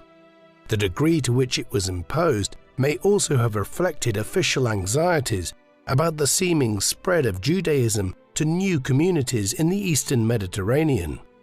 What the Roman authorities may have actually been noticing in this respect wasn't the spread of Judaism, but actually the emergence of some of the first communities of Christians in parts of the Levant, Egypt, Asia Minor, and Greece, a religion which for many decades the Romans perceived as simply being a branch of Judaism. An enormous proportion of all the tax take of the Roman state was spent on the military. In a state which was very light on welfare and government intervention in spheres other than the financing of its war machine, over 50% of the state budget was spent on supporting the legions in the 1st and 2nd centuries AD. This is all the more remarkable when we consider that for extended periods of time there was little warfare being engaged in. As we have seen, there was a regional conflict in Britain, where successive emperors over a period of centuries were trying to extend the border further north, and there were perennial clashes with tribes like the Chatti near the Rhine River frontier. Beyond these, though, Domitian only engaged in major conflicts in one area during his decade-and-a-half-long rule. This was against the Dacian kingdom, a powerful state ruled by the Dacians, an Asiatic people who had migrated into the Balkans over half a millennium earlier. By Domitian's time, they ruled territories centered on modern-day Romania and extended into parts of Serbia, Bulgaria, and other regions. In 85 AD, their king, Duras, ordered his armies to conduct a raid over the border into the Roman province of Mysia. This action led to war between Rome and Dacia, which would last down to 88 AD. The Dacian War started terribly for Domitian. The initial incursion by the Dacians led to the destruction of a Roman legion under the command of the governor of Mysia, Gaius Oppius Sabinus. The loss of a legion and its standards, the banners which bore the symbols of Rome and the identity of the legion, was considered a serious stain on the honor of the Roman state, and when news reached Rome of the incident, Domitian decided to campaign in person against the Dacians. Legions were quickly ordered to move from other fronts to the Danube frontier. The emperor was there in the Serbia region for much of 86 AD and divided Mysia into two provinces, Mysia Inferior and Mysia Superior, in order to allow for better administration and more effective dealing with the Dacian threat. After these initial efforts to prepare for the campaign, Domitian, somewhat surprisingly, left Mysia and handed over command of the campaign to Cornelius Fuscus, the prefect of the Praetorian Guard. Fuscus won some minor victories initially. Thereafter, the new Dacian king, Decebalus, won a major victory over Fuscus leading to Fuscus's replacement by Tetius Julianus. Julianus did what Sabinus and Fuscus were unable to do, and gained the initiative in the war. By 88 AD, he was preparing to strike against the Dacian capital, Sarmizegetusa. However, just as this was in preparation, two other tribes, the Marcomanni and the Quadi, began to threaten the Roman border further to the west, around the weak point of the Rhaetian limes. With this, Domitian agreed to peace with the Dacians, so that some of the legions under Julianus's command could be transferred west to shore up the border area between the Danube and the Rhine rivers. The Dacian War, however, presaged a period of growing conflict between Rome and Dacia, and 20 years later, the Emperor Trajan would annex Dacia in one of the last major conquests undertaken by the Romans. Domitian's reign was a notable one in terms of Roman culture. The last decades of the 1st century AD witnessed two broad literary trends. The first was the emergence of some of the foremost Roman and Greco-Roman historians, whose writings have come down to us, particularly historical biographers. Domitian can hardly be credited with playing a role in this, for two of the main individuals involved, Suetonius and Tacitus, were, as we have seen, hostile towards him, while another, the Greco-Roman historical biographer, Plutarch, lived and worked far from Rome in Greece as a priest at the temple of Apollo at Delphi, and did not benefit from the patronage of Domitian, although he had obtained some favor from Vespasian when on a visit to Rome in the 70s AD. Domitian was involved, though, in the other great literary movement of the era. This was a period which saw the genre of satire and satirical poetry reach its peak at Rome, with the satirical writers Juvenal and Martial both producing much of their greatest work during the 80s and 90s AD. The emperor was clearly a patron, especially so of Martial, who recorded being invited to dine with Domitian on one occasion. In return, the poet lauded the emperor, focusing in his second book of epigrams on Domitian's military campaign in Germania, stating, "The laurel given for the chatty is totally yours," in recognition of Domitian's military victory over that tribe early in his reign. Juvenal's relationship with Domitian was more complicated. He obtained imperial patronage early in his career, but his satire became a bit too biting over the years. He is famously associated with the quip that the Roman people were won over by the superficial distractions of bread and circuses. However, his most penetrating attack on the Roman elite came in his fourth satire, in which he uses the metaphor of a fish to describe the waste and wanton luxury of Roman high society. Juvenal was eventually exiled from Rome, though it is unclear if Domitian was responsible for his expulsion from the city or the Emperor Trajan. Certainly, Juvenal critiqued Domitian directly in some of his work. Nevertheless, his more overt attacks on the emperor were written many years after Domitian had died, when Juvenal was pandering in the 120s AD to new aristocratic patrons at a time when it had become fashionable to denigrate the deceased emperor. Overall, there is no major evidence to suggest that Domitian was any more inclined to censor writers in Rome than any of his predecessors, and the imperial government continued to patronize scholars who were not independently wealthy and who relied on aristocratic patronage for their living. This favor even extended to the Romano-Jewish scholar Josephus. Josephus was a former Jewish rebel commander who had been involved against Rome at the very start of the First Jewish Revolt. He was captured early on by the Romans and subsequently became a trusted advisor to Titus as he suppressed the rebellion. Later, he left for Rome with his patron, and there he composed one of the most important works written on Jewish history and Judaism in ancient times, under the patronage of Vespasian and Titus. His Jewish War, finished towards the end of Vespasian's reign, for instance, provides not just a forensic survey of the First Jewish Revolt, but one of the most detailed accounts of any war fought in antiquity. It was formerly believed, in line with the general tendency to view Domitian negatively, that the patronage which Josephus acquired from the imperial family ended with Titus's death in 81 AD. However, this is an entirely spurious characterization.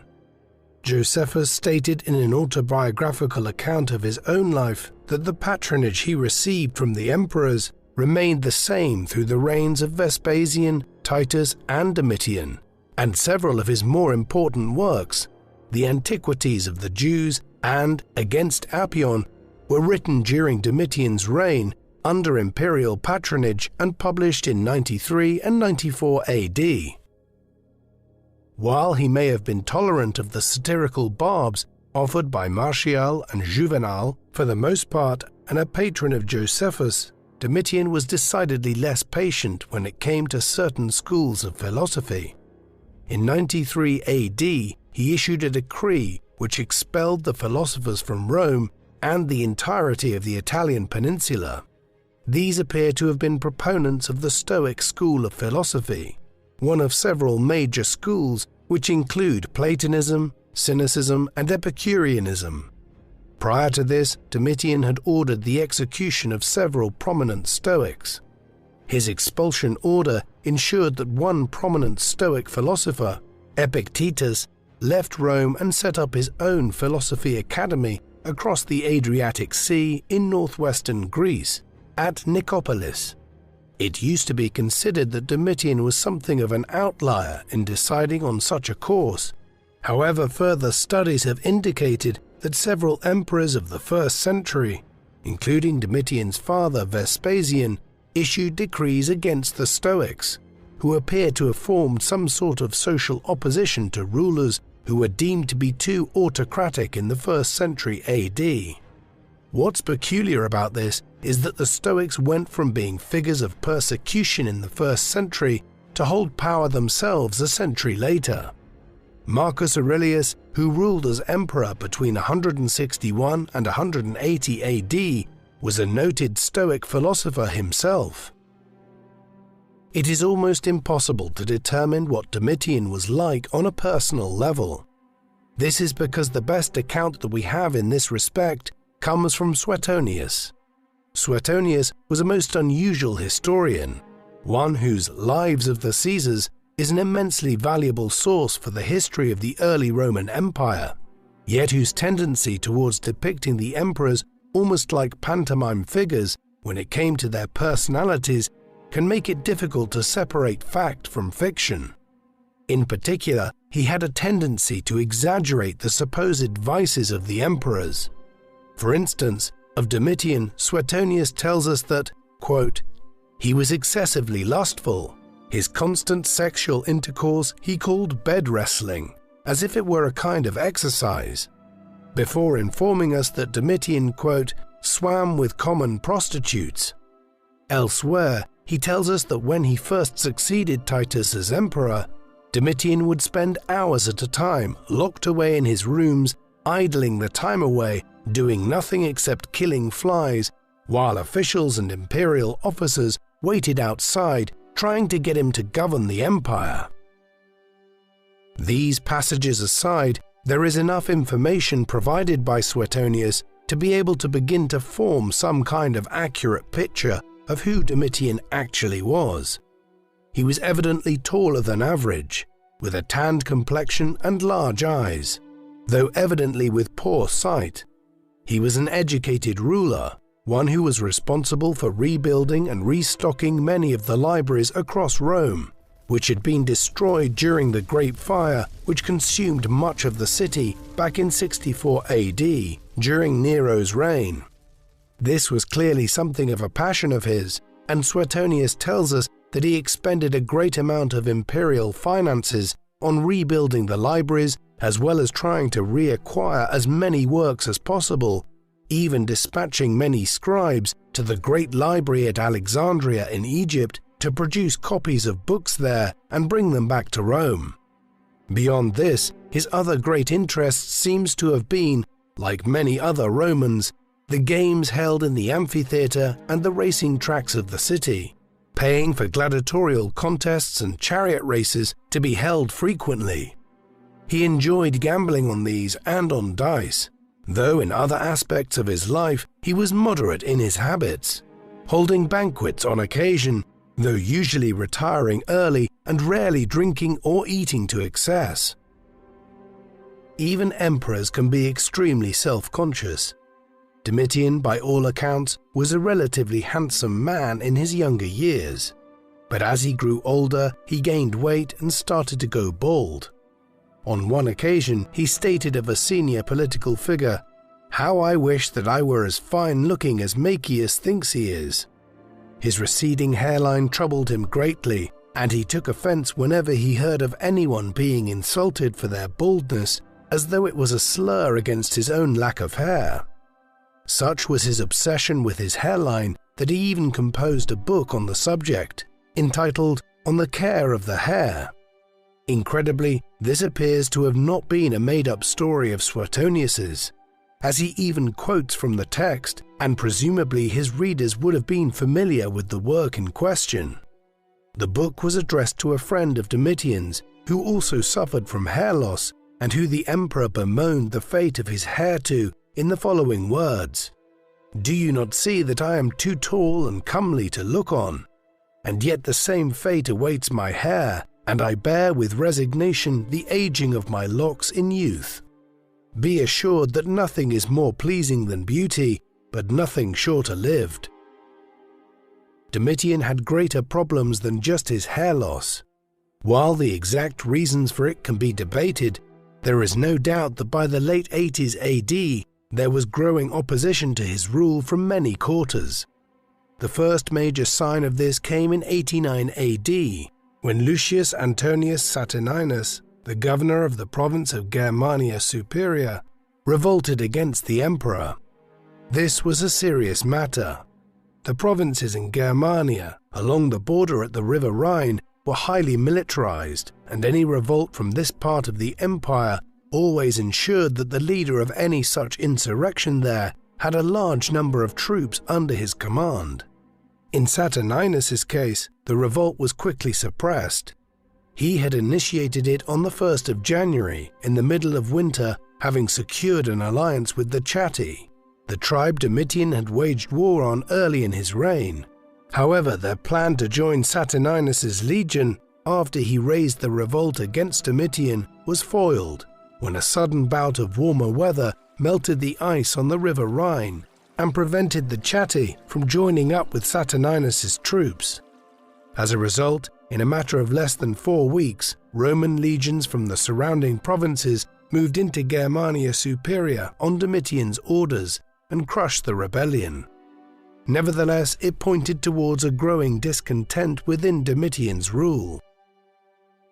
Saturninus might well have revolted in the expectation that if he secured control of several provinces along the northern border, the Senate and its followers in Rome might abandon Domitian in the same way that Nero had lost their support in 68 AD, leading to his fall from power.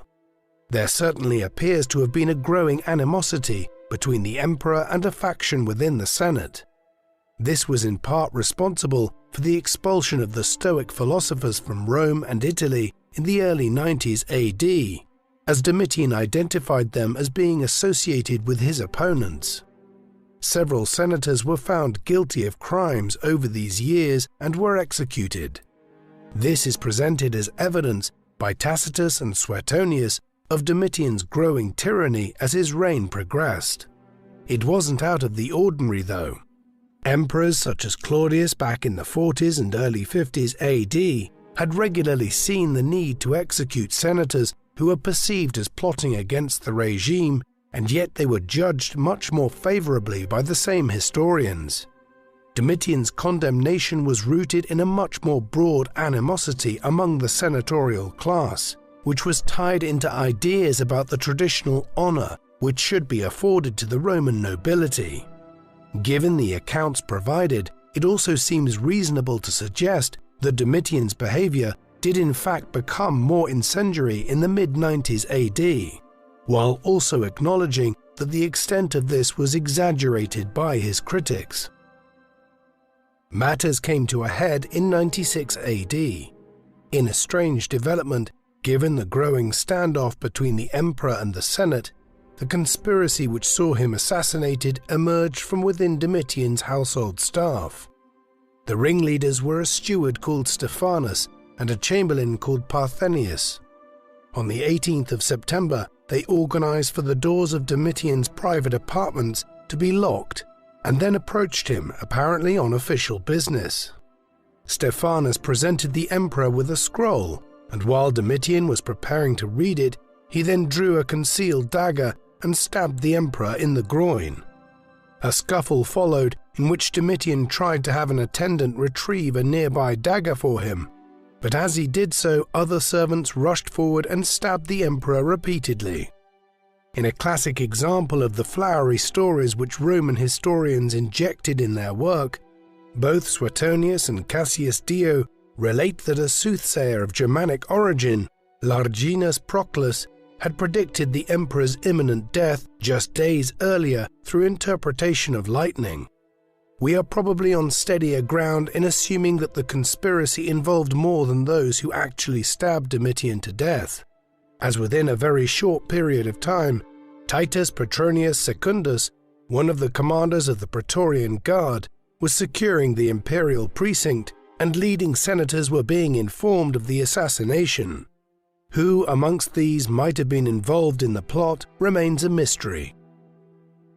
In the immediate aftermath of Domitian's assassination, while the former emperor's blood was still settling, the Senate convened and they elected one of their own, Marcus Cocceius Nerva, as the new emperor. Nerva was a well-respected senator, though an elderly one in his mid-60s. His selection was a consensus choice, with the expectation that his reign would be a short one, and a more lasting solution could be found in the interim. And so it proved to be. He died just 16 months later, and thereafter Marcus Ulpius Trajanus, who Nerva had appointed as his heir, succeeded him.